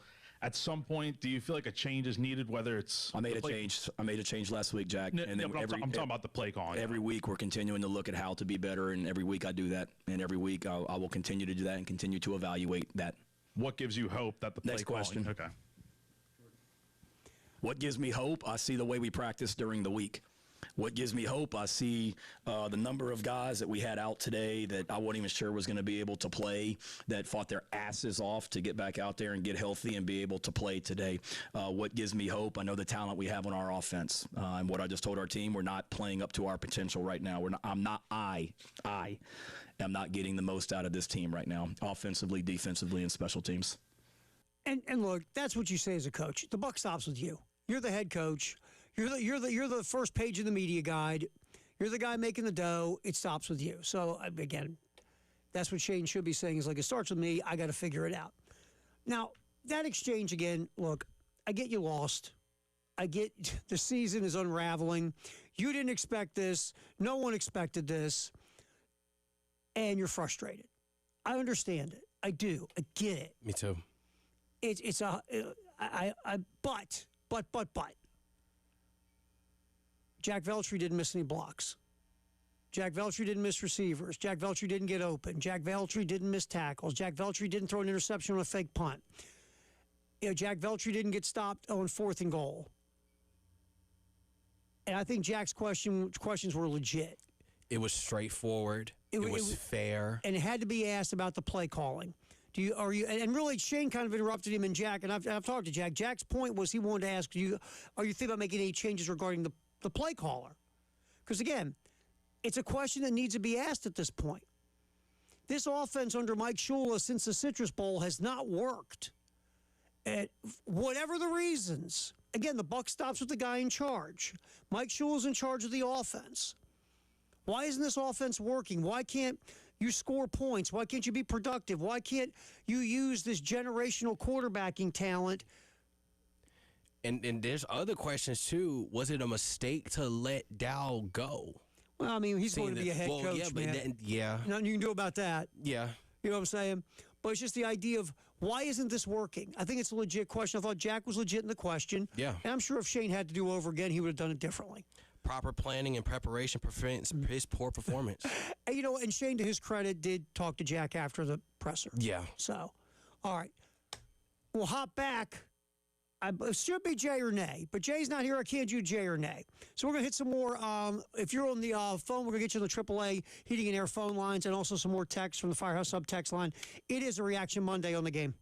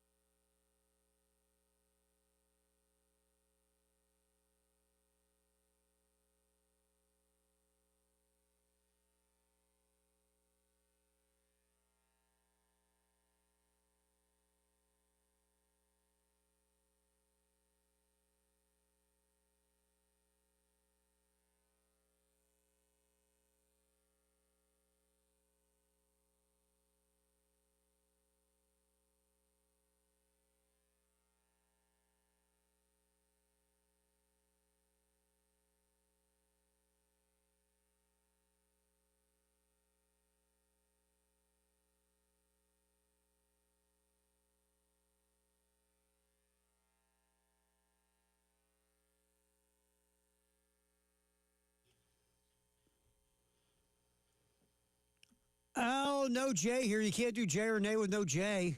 So we'll just do it tomorrow. Kind of weird to go, hey, Jay or nay, Jay, and Jay's not here to answer. So. I was trying to think of another catchy headline to kind of do something with that, but I couldn't really think of anything. Jalen or nay doesn't sound good. Terry or nay sounds stupid. We'll just get Jay here tomorrow. Yeah, I'm cool with that. We got plenty here. We got plenty. Reaction Monday, obviously a disappointing 26-7 loss at Willie B to Oklahoma on Saturday. We've been talking about it. Get you some more audio from Shane talking about why going forward on 4th and goal from the 5 instead of kicking a field goal on that first possession. Of course, South Carolina got stopped short of the goal line, turned the ball over on downs. We'll get to that audio, but first let's grab a call. 803-404-6100. Robbie has been holding on. Robbie, we appreciate you. Thanks for calling the post-game show on the game. What's up? Yes, sir. How y'all doing this afternoon? Doing all right so far. So, you hanging in there? Kind of disappointed about the game on Saturday, though. But just want to, tell you about a couple of my opinions about the football games on Saturday. In that clip you just said, you have a Beamer on there when he was talking about it all stops with him. Oh, he's 100% right. It will stop with him. If he does not make a coordinator change with Mike Shula, it will be, my opinion, probably he'll be on the hot seat next year going into next season, because this is probably one of the worst offensive South Carolina's had in a long time. You have to go back probably to Muschamp years to have a bad offense like this, though. But that's my opinion. But I think Shula should go. Y'all have a good day. I appreciate you. Thanks a lot, Robbie. I mean, look, you have 5 games left in the season to get this thing, the barge turned around. But right now, it obviously is not working. It hasn't been working since Mike Shula took over. This team is not scoring points. The offense hasn't been, productive, efficient. It does have explosive plays occasionally. That's how the offense has been scoring, is on explosives. Lenore Sellers looks like he's regressed. It's just not working. It's just not. And whether it's the scheme, the play calling, the execution, the development, we haven't really got to that part. For whatever the case, it just hasn't worked. And the defense is good enough to win games. You've played well enough on defense for the most part. Now, you had tackling issues, obviously, in a couple games earlier this year. The Vanderbilt game, it stuck out a ton.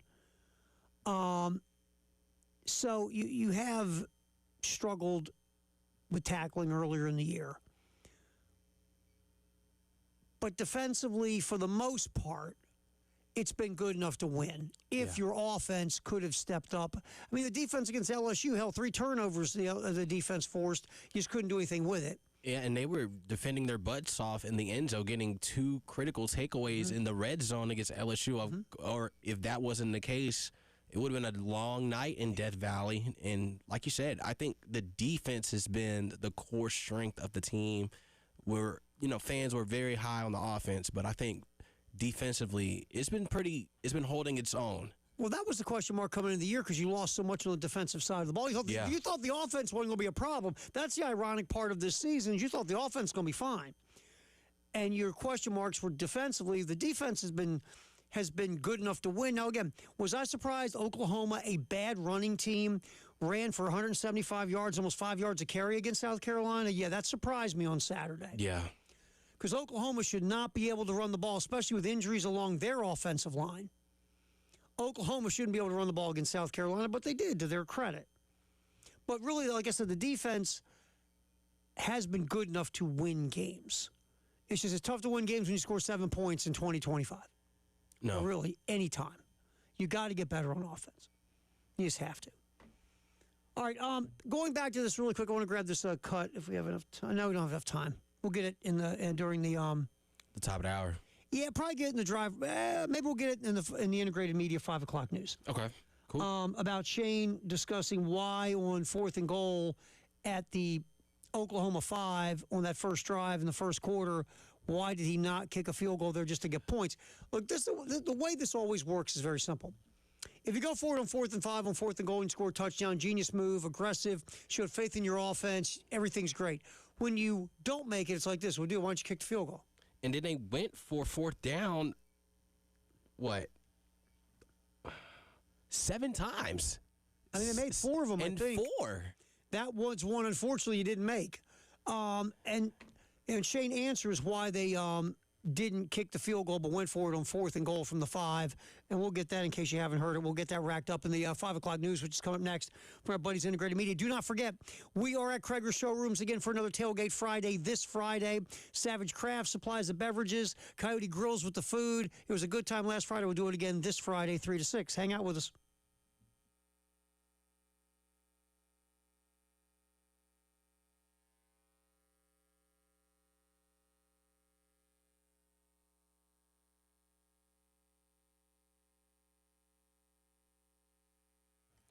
Speaking of Krager Showrooms, like I said, we'll be back there this Friday for another Tailgate Friday show from 3 to 6.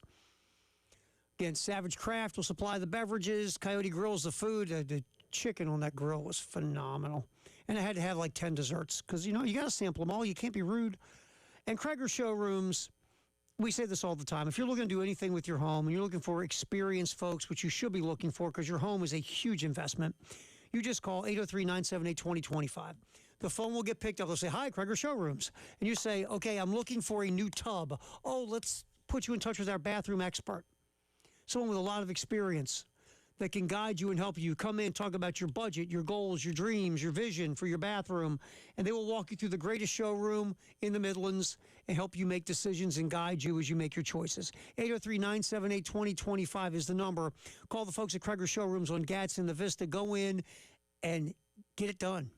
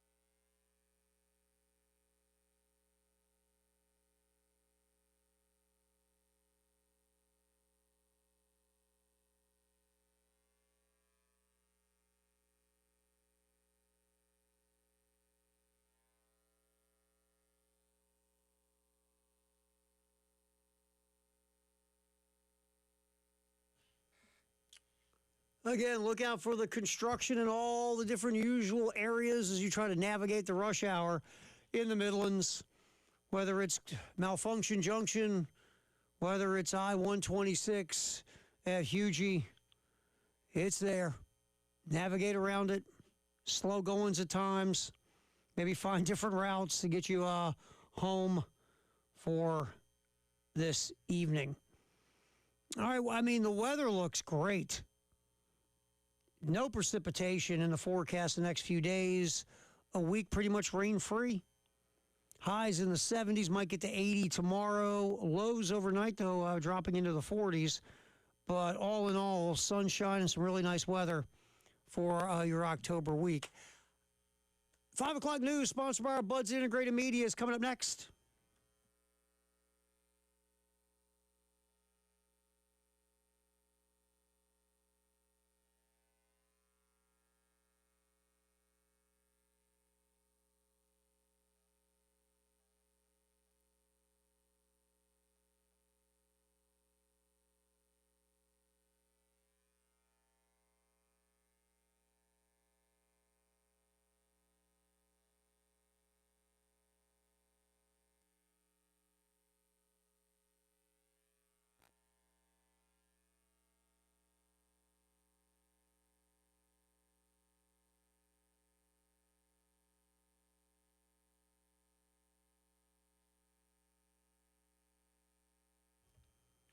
Time to hit the 5 o'clock news here on the postgame show, sponsored by our buds at Integrated Media.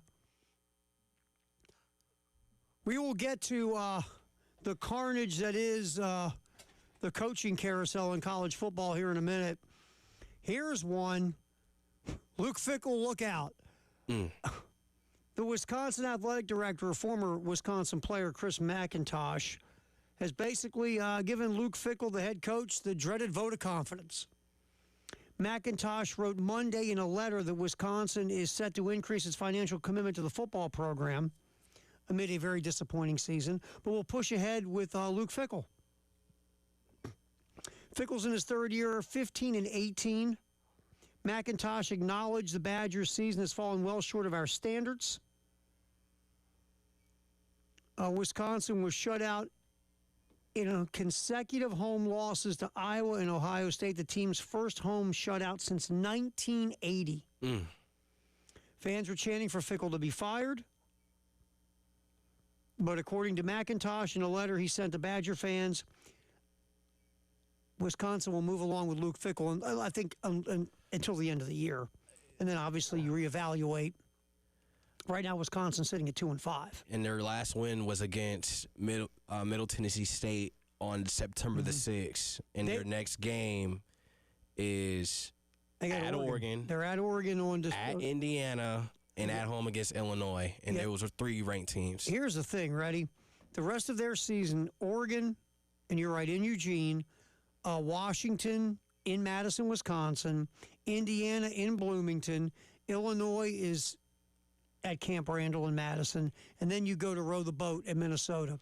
There is a really good chance you don't win another game the rest of the year. Because all 4 of the 5 of those teams are 5-2 or better. You might end the year on a 10-game losing streak. Run that through your skull. And why aren't you not? There's no way you keep Luke Fickell if you don't win another game. Exactly. You end the year on a 10-game losing streak. Right now you're saying we're going to keep him and invest more in football. And look, one of the things about this new world we're in when it comes to college athletics, usually if there's a program that used to be good and all of a sudden they're not good anymore, on football, basketball, whatever, it's probably going to lead to they're not investing in the NIL or the collectives or this new world of college athletics. Wisconsin used to be a good program. Yes. A really good football program, and now it's God, Jonathan Taylor. Notable, Jesus. You were so good or so consistently good for so long, and now you're not. And I feel like because you're not caught up in the arms race, and when you see what Luke Fickell, what Chris McIntosh, the AD, put out, he's basically saying, look, we got to spend more dough. We're not spending enough money on football at Wisconsin, and that's why we've fallen behind. Probably, yeah. But if Fickell doesn't win another game all year, or if he just wins one, how do you bring him back? It's very difficult. Fickell, I thought it was going to work. I liked Luke Fickell at Cincinnati. He got the Bearcats in the college football playoff.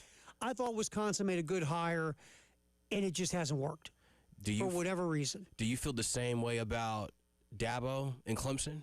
I think part of Dabo's problems is he's not in the new world. He doesn't like NIL, doesn't like the portal. But here's the ironic part of Clemson, and the same thing goes to Penn State. These are 2 rosters that were veteran rosters that had people who had been in the program for multiple years who all came back to make a big run at the college football playoff. And both Penn State and Clemson have totally underachieved this year with the rosters that they've had. It's ironic. Those 2 were looked at coming into the season as, wow, they've got experienced rosters. They got experienced quarterbacks. They got, good this, good that, good that. They got all this stuff, and they're a team that has been grown the old way, right? The old-fashioned way. And both teams have underachieved. If Wisconsin moves on from Luke,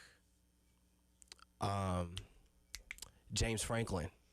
I mean, he's going to be up. Look, if I'm James Franklin, I sit back and I put my feet up because here, look, James Franklin's record against ranked teams is abysmal. Top 10 teams, it's awful. Yeah. But that being said, okay, you have openings at Florida, Oklahoma State, Arkansas, UCLA, Virginia Tech, Oregon State. That's just right now. Now, look, Franklin is going to probably, let's say Wisconsin moves along for fickle, you throw Wisconsin in. I think Auburn's going to be open. I think Hugh Freeze gets popped. There's going to be multiple openings all over college football. And if you're James Franklin, you put your feet up and just see who offers you what or who's interested in you.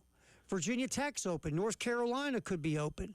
I mean, there's a lot going on here right now. And if you're Franklin, you just see who is interested in you, and you look at the best job with your best chance to win and lose the top 10 teams. But does fans trust Franklin in terms of getting the big wins versus him not getting the wins?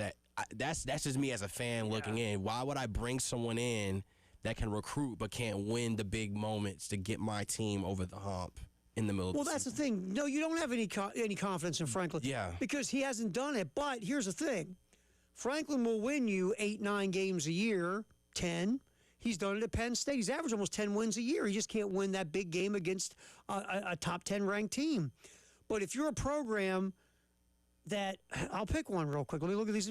Arkansas. Yeah. Don't you think Arkansas would love to have a dude that's winning 8 to 10 games every year for them? Yes, because they haven't been accustomed to doing that in the last few years. Hell, UCLA, for an example. Yeah. They love that.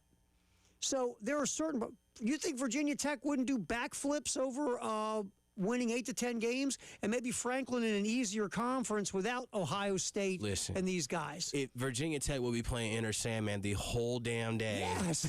I mean, so it depends on who you are, right? But what's going to happen is this. Let's just take Virginia Tech for an example. Let's say James Franklin ends up at Virginia Tech. Those first few years, and Franklin starts winning again. They start winning 8 games, 7, 8 games. Everybody's all excited and tingly. Like you said, Enter Sandman's being played constantly. They bring Metallica to do Enter Sandman, right, on the field. But then you know what you get, don't you, Jalen? You get that E word, expectation. Yeah. And you go, hey, James, 7, 8 wins have been cool. And then, then James will win you maybe 9, maybe 10, but he can't beat Miami. Can't beat a Clemson or can't beat a Georgia Tech. Can't beat a Georgia Tech, a Florida State. Whoever's the big dog in the ACC, James has fallen short like he always has. Then guess what? Everybody gets grumpy. Everybody gets bitter beer face. All of a sudden, we love you, James, too. Why can't you win a big game, James? Because he can't. Because his nickname is Big Game James because he can't win them. So he'll go somewhere. If he goes somewhere where the expectation level has been beaten down, look, he's a good coach who just can't win a big game. That's who he is. He's not an A-lister because an A-lister wins big games. Yeah. But James Franklin is a nice B-lister who you're going to have winning records. You're going to go to bowl games. You're going to compete for championships. But because Big Game James can't win big games, eventually you fall short unless James Franklin learns something from his time at Penn State and corrects these things he does that allows him to lose all the time in big games. One thing to me is I think James Franklin in big games plays not to lose. I think he plays too conservative. Mm-hmm. I really do. Jay has a great point that he thinks that Franklin doesn't have that big game playmaker type that can take over a game like a wide receiver who can say, you know what, we're struggling on offense, just throw me the ball, throw it up about 50 yards downfield, I'll get it, make a play, we'll score a touchdown. Whatever the flaw in the system for James Franklin is, it's a James Franklin problem. Mm-hmm. Now, if you can fix it, you got something. But who has confidence in James Franklin to fix it? How long has he been coaching? 12 years. And he still can't fix it. Right. So your question of Franklin depends on where he would land. Then, too, it's like, what if Matt Rule accepts the job at Penn State? Here's the funniest part. Matt Rule's not great against top 10 ranked teams either. I can't put my trust in that. Signetti is off the board. He signed Right. I love Signetti. The Hoosier fans, listen, the Indianapolis, the state of Indiana is just going berserk this whole year. Well, you think about it for a minute. You think about Indiana. here, who would ever have thought in our lifetime we'd be sitting here saying Indiana has a better football program than a basketball program? Never would sit here and think that in a million years. Right. That's what Signetti's done in 2 years. I mean, it's crazy. So right now, listen to this. I just saw this on The Athletic. Between James Franklin, Billy Napier, Mike Gundy, Sam Pittman, Deshaun Foster, Brent Pry, Trent Bray, who got fired at Oregon State, Trent Dilfer, who got bounced at UAB, and Jay Norvell over the weekend got fired at Colorado State, $116 million in buyout money is being handed out. So don't tell me, don't go screaming poor, college athletics, looking for loans to pay, for God forbid you got to pay players now to play. Don't scream poor when you're writing checks for $116 million worth of buyouts. You paid James Franklin $49.7 million to leave. Run that through your skull real quick. $50 million.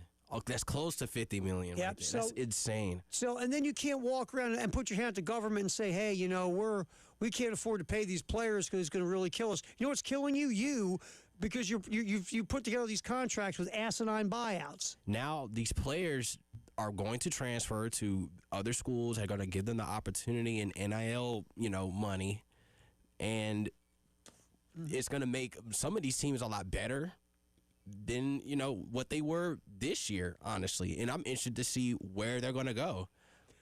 It's just crazy to see all these coaches being let go in certain situations. I mean, look, it's fascinating. I'll be honest with you, with Franklin getting canned with a $50 million buyout, and last year he was in the college football Final Four. Again, he didn't beat a top 10 team to get there. Yeah. Remember, they had a pretty easy road to get to the Final Four. But here's a guy that was in the college football semifinals and halfway through the next year got canned because the folks at Penn State were just laying in the weeds waiting for a chance to fire Franklin because they said, you know what, this guy's never going to win a big game.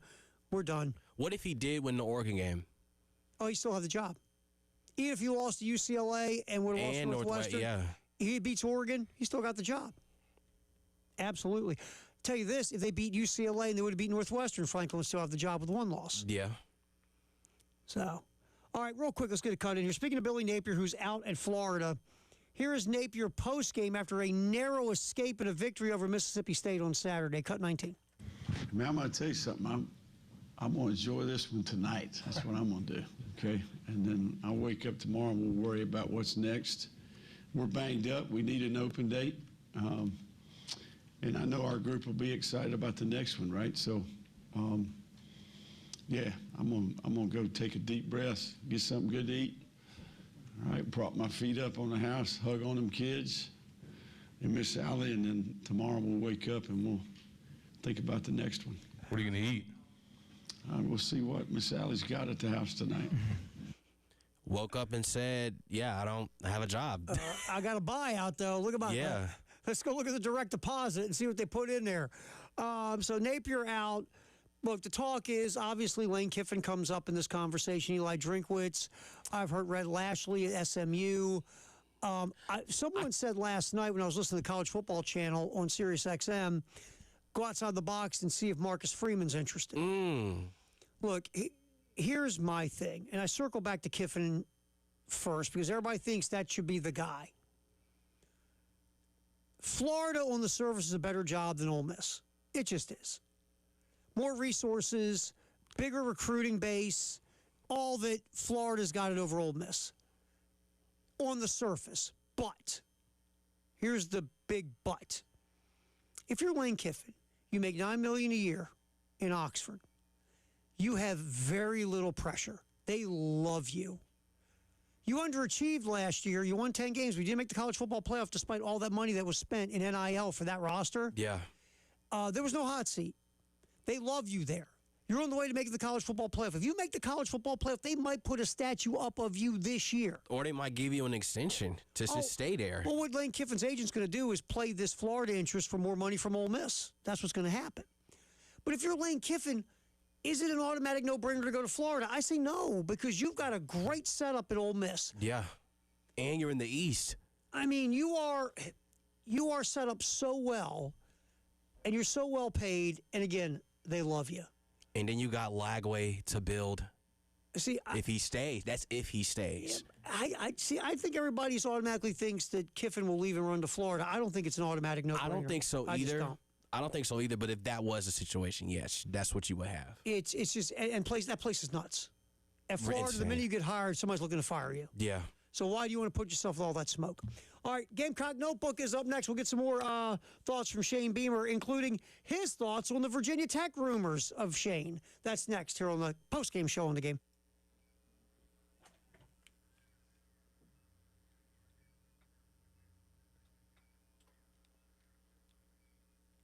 Billy Gonzalez.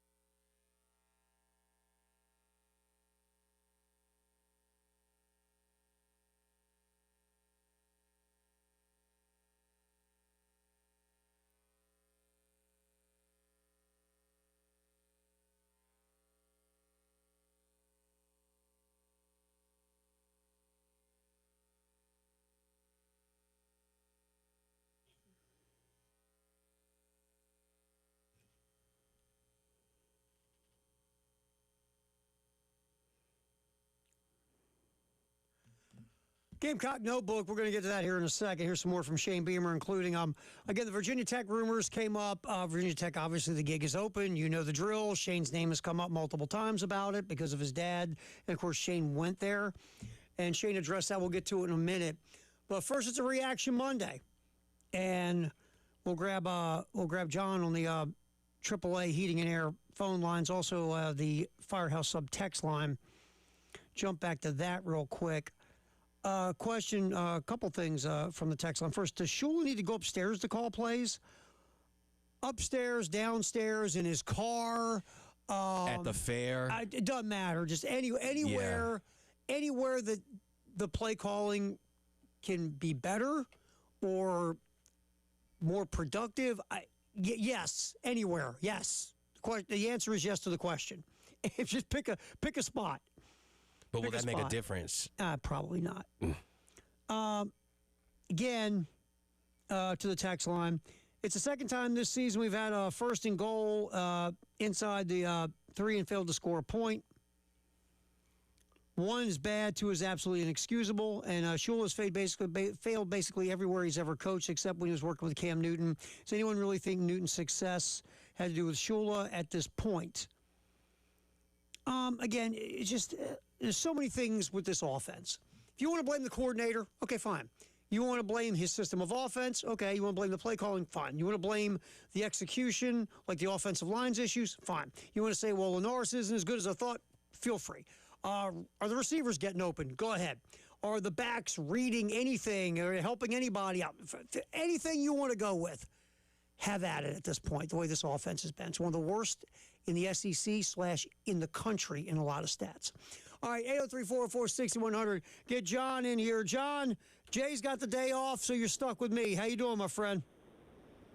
I'd be doing a lot better if we had a better offensive output than we've been getting lately, Terry. But before I dive into the offense, let me talk a little bit about open vacancies right now in college football that programs that need a head coach. One name that's not being thrown out yet that I think eventually will and will gain a lot of traction is Manny Diaz. I think if anybody is looking for a head coach, they would be crazy not to look at what he's done in Durham and give him a shot somewhere at a bigger program. But that being said, going back to Saturday and this season as a whole, the numbers don't lie. It's bad. There's not really much else you can say that hasn't already been said about this offense. I don't see a situation in any way, shape, or form that Mike Shula comes back next year as the play caller. I think that Shane is very committed to not firing coaches mid-season. I think he had to make a move last week, and that's why Lonnie Teasley is now gone. But I just don't know, why not make a move now? Because the goal you've set, or the top goal you had, really the top 3 or 4 goals you had going into the season are pretty much now all but gone. It just feels like,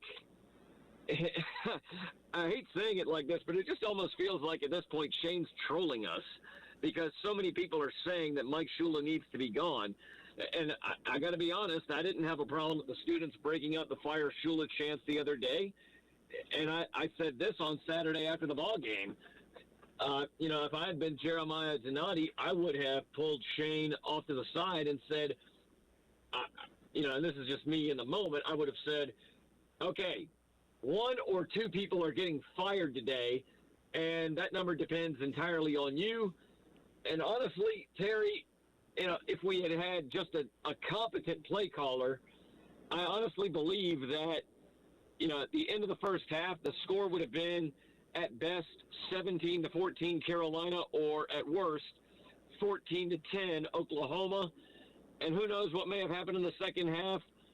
Give credit to the defense, though. For them to be able to do that, all day long without Dylan Stewart is a testament to how good Clayton White and that group has been. Those guys and really the players deserve better because it's just maddening when you continue to run at an offensive line who a week ago made a position coach change, and it just doesn't make any sense. John, I appreciate you like always, my friend. Thanks a lot. It just a lot of it's head scratching and mind numbing, and I'm sure that if you sat down and had a beer with Shane and Mike Shula and the offensive coaching staff, they would explain it all to you. Where here's what we're doing, here's why we're doing it, here's what we think about it, and they would tell you all of it from their perspective. Here's why we think this is the best. Well, here's why we're doing this, and why we think it's going to be successful. It should be successful, but watching it like we are, as fans, media, whatever, you just sit and you go, I don't understand. I just don't understand. Why don't... Again, I get that teams are defending Lenore Sellers differently. You had an offseason of tape to watch. You go, how do we stop this mutant of a human being who can, at 6'4", 240 pounds, can run the way he can and make people miss, and he can throw the football solid enough and all these other things. How do we now watch the film to stop this guy in 2025? But again, my point is, football's a game of adjustments. Yeah. If someone's doing something to you, you now have to adjust to what they're doing to you to make them pay for it. And it just feels like that hasn't happened. And look, this all is so simple that it just goes back to the offensive line is not very good, and that's ruined everything. Okay. But it just feels like there's a lot more here that, okay, your offensive line's not very good. Against LSU, you ran the ball well. So maybe you come into the Oklahoma game thinking, I want to get this cut in from Shane about the Virginia Tech thing. I do. And then we'll talk about it on the other side. But it's just the idea that, at the end of the day, it just seems discombobulated. It just really does. It feels scrambled. Yeah. All right, let's get this cut 27 real quick. Here's Shane addressing once again the rumors about Shane being a candidate for the Virginia Tech head coaching gig. Phil, I think I've said enough about that. One, I haven't talked to Brad Crawford in like 2 years, and not discrediting Brad's sources, but I have no idea where that story came from. I have conveyed to publicly many times how much I want to be here, and I respect the question. I understand you asking, and I'm not mad. I've conveyed many times how much I want to be here. This is my dream job. I said that when I came here. Nothing has changed. I am pissed off, Phil, at the way we are performing right now, and it's not acceptable. I came here to win a championship, and right now we're not getting it done. And my focus right now is on getting it fixed and getting back to last year. We were 2 points away from being in the college football playoff, and I am working my rear end off to get us back to where we're in that mix and playoff talk. And that's the same thing I told our football team today, that I guess the gist of that article was that would be a parachute or something for me to get out of here and have a soft landing spot. Well, I'm not happy with where we are right now, and I'm determined to get it fixed. We're in a storm right now that I'm going to get us out of. I want to address that on the other side, Shane, with the Virginia Tech thing. Because look, what are you going to say if you're Shane Beamer? Yeah, Virginia Tech thing's looking pretty good right now. I ain't gonna lie to you. It said it was a parachute for a soft landing spot. I was like, yeah. The Brad Crawford post is very interesting on CBS Sports. If you haven't read it, you can go find him. Brad always does really good work, and so we will talk about it on the other side. This whole Virginia Tech issue. In the drive around the SEC here on the post-game show. Terry Ford, Jalen Tard. Jay will be back tomorrow on the game.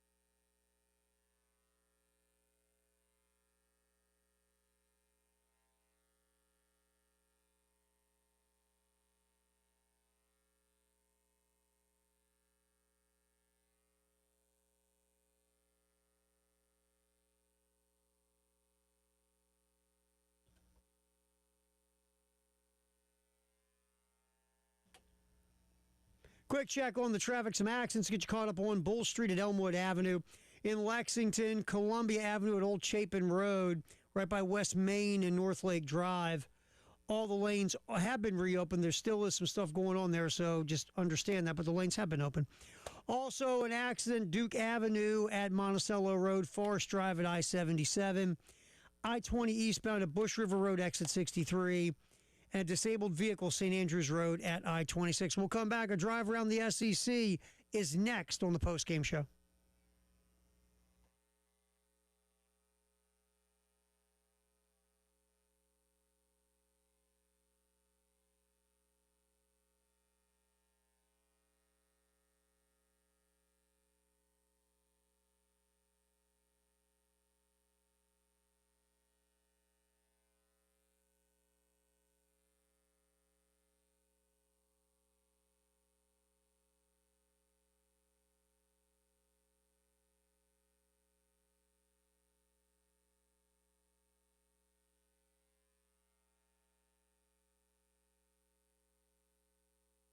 Jumping our drive around the SEC here on the postgame show.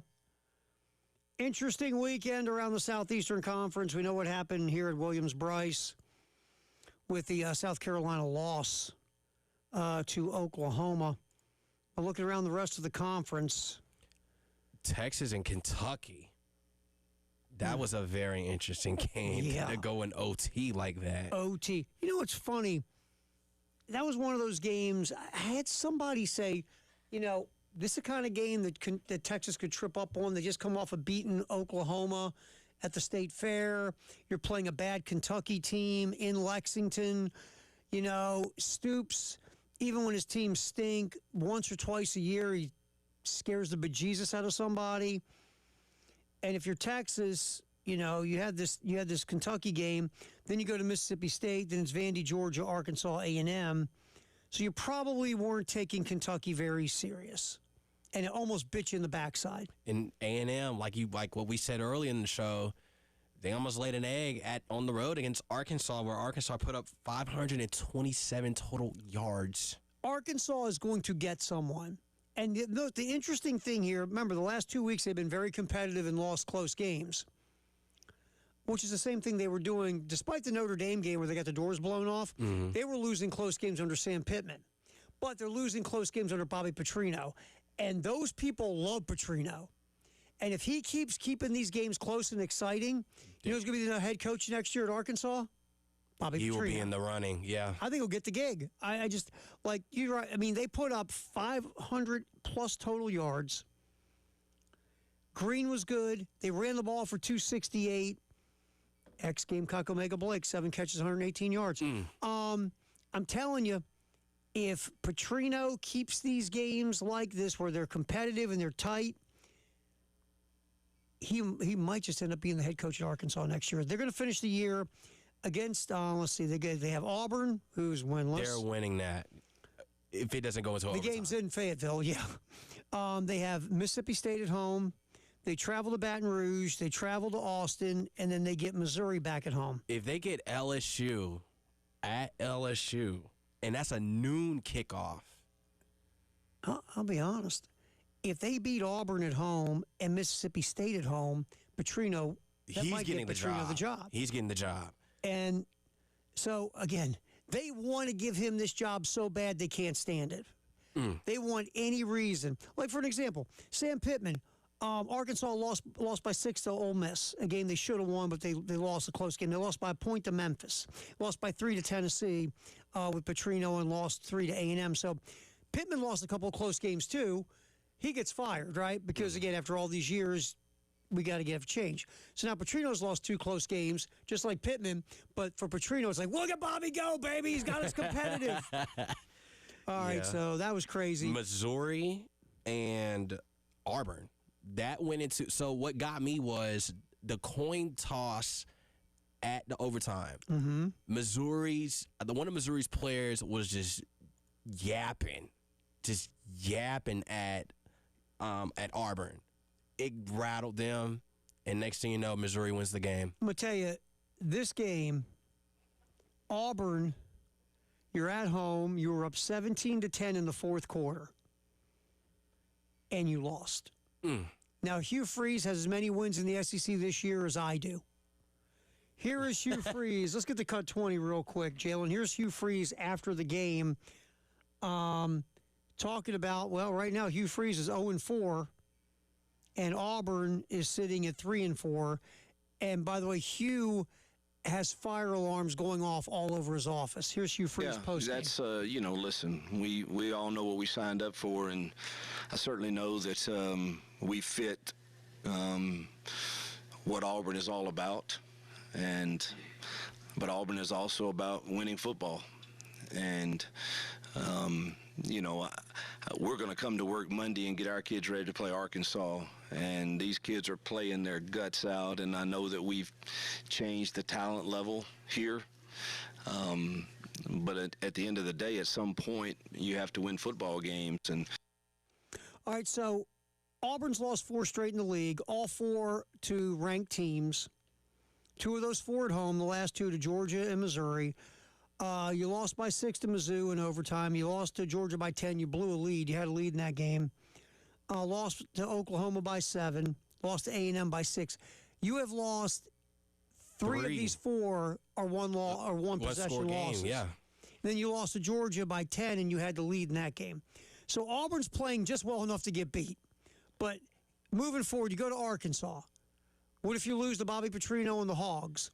Then you have Kentucky at home. You should win that game. You should.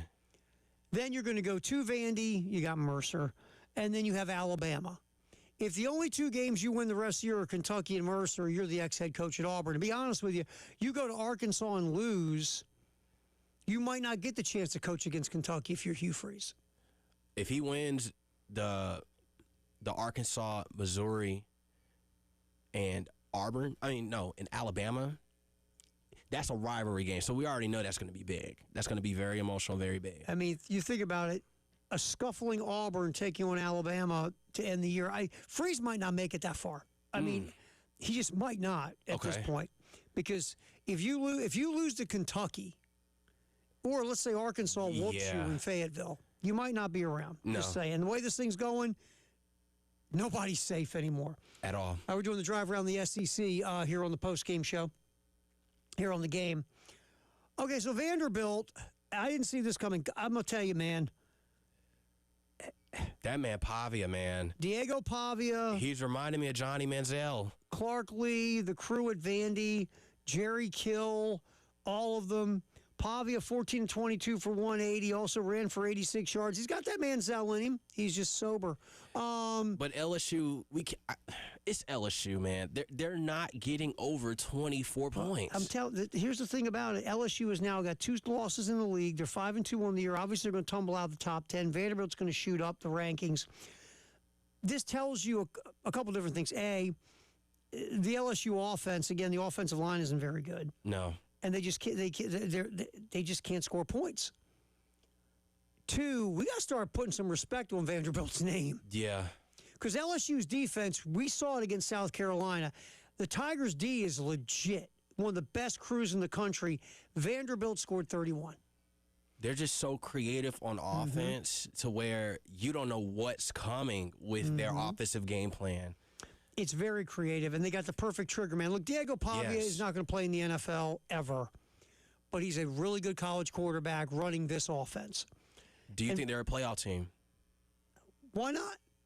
Why not at this point? Well, I mean, let's look at the rest of the schedule. They're 6-1, 2-1 in the league. The Missouri game is interesting. Well, they've got games. 3 of their last 5 games are against ranked teams. They get Missouri at home, obviously huge. They've got to go to Austin. Remember, they scared the crap out of Texas last year. They almost beat the Longhorns in Nashville. They should beat Auburn at home. They should beat Kentucky at home. Then they'll go to Knoxville. Who's to say they can't go to Knoxville and beat Tennessee? Yeah. Let's be fair here. The 2 tough games on the schedule, obviously, Tennessee's tough, but you also have Missouri at home, and you got to travel to Austin. And 2 of these games against ranked teams are on the road. But could they get in the college football playoff if they only lose 1 more game? Absolutely they could. Yeah. They might even sniff. Look, if they lose close games to Texas and Tennessee on the road, let's say they beat Missouri at home, then they handle business against Auburn and Kentucky. a 3-loss Vandy team is going to be like South Carolina and Alabama and Ole Miss last year. A 3-loss Vandy team can be sniffing around the college football playoff. How weird is that to say out loud? Is that a sign of the apocalypse? Yeah. And then, too, you got Georgia as a 1-loss team. You got Ole Miss as a 1-loss team. You got Texas as a 1-loss team. Mm-hmm. Oklahoma, a 1-loss team. It's like out of those teams, either Alabama or A&M are going to get an automatic bid and finish the conference undefeated. It's one of those two, or unless one of them drop. I don't know. Speaking of Georgia at home, they hung on to beat Ole Miss 17-point fourth quarter by Georgia to come back and win that game. Tell you what, man, Georgia, they're like Freddy Krueger. You think you're killing them. They ain't dead. Yeah. They ain't dead.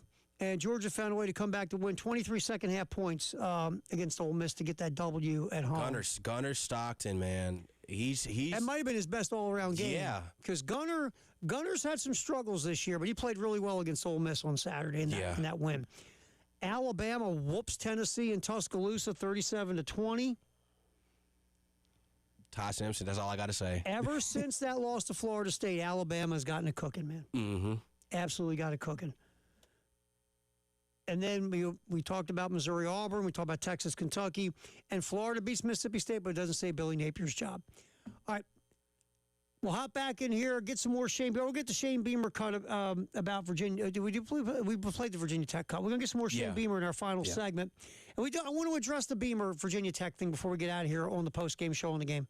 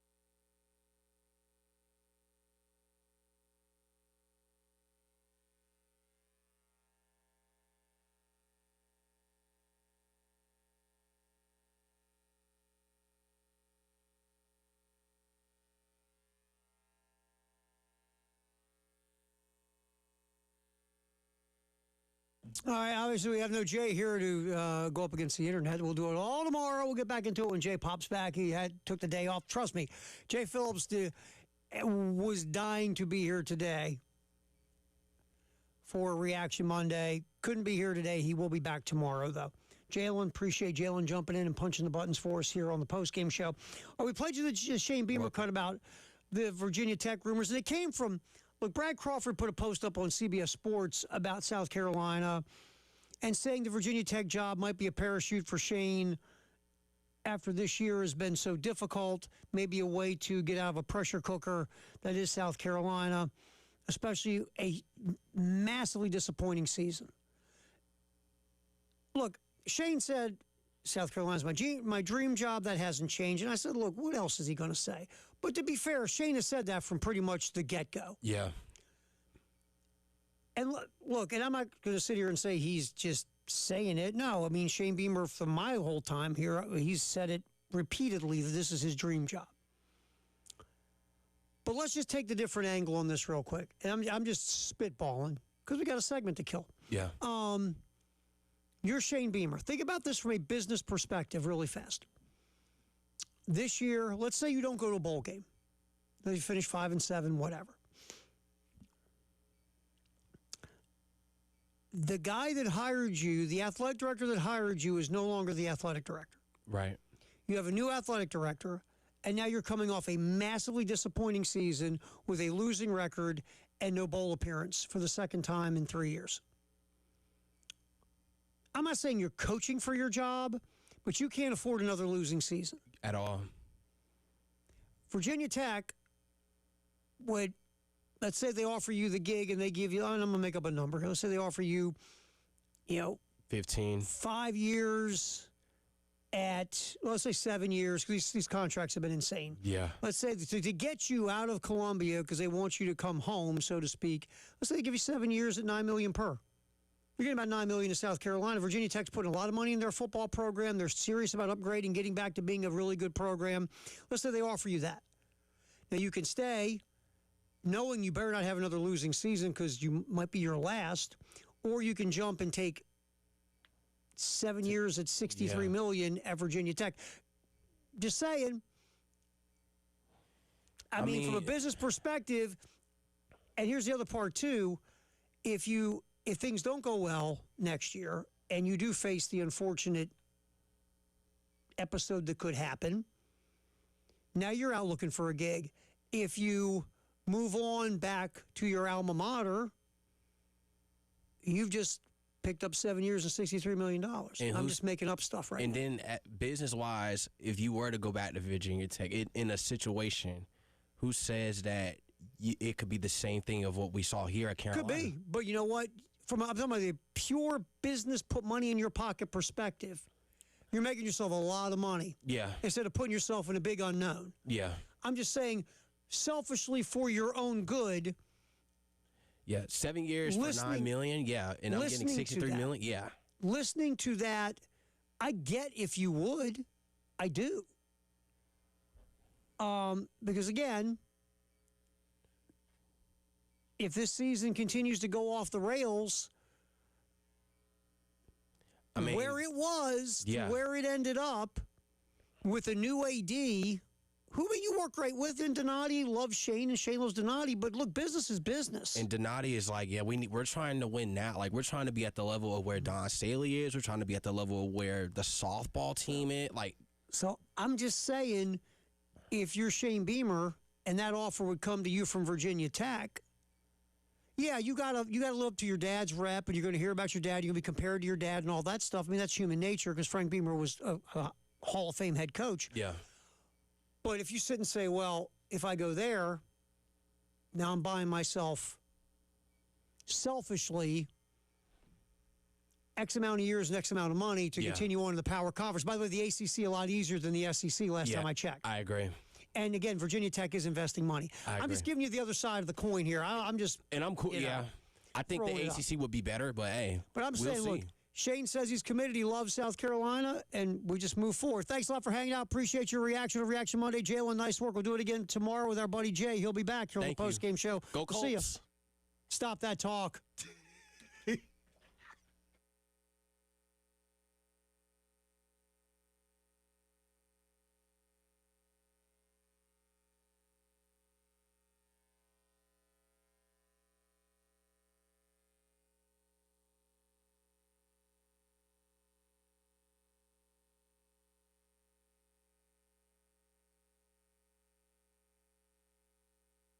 CHW Cabinetry, my friends Star and all the crew at CHW Cabinetry. Look, we say this all the time. Just go to chwcabinetry.com. Look at the work. Start there. Because the work is where it all begins. If the work isn't good, you're not into it. So look at the work. You can see the cabinetry that CHW Cabinetry does. You can call 803-520-6837. Sit down with some experienced folks who know what's going on and what's up. And you can have a conversation, tell them what you're looking for when it comes to cabinetry, what room, what style, your budget, and they will give you photorealistic renderings to start from finish. You will see how the entire process plays out to make sure you are happy with the work from CHW Cabinetry. They want you to be a repeat customer over and over and over again. 803-520-6837.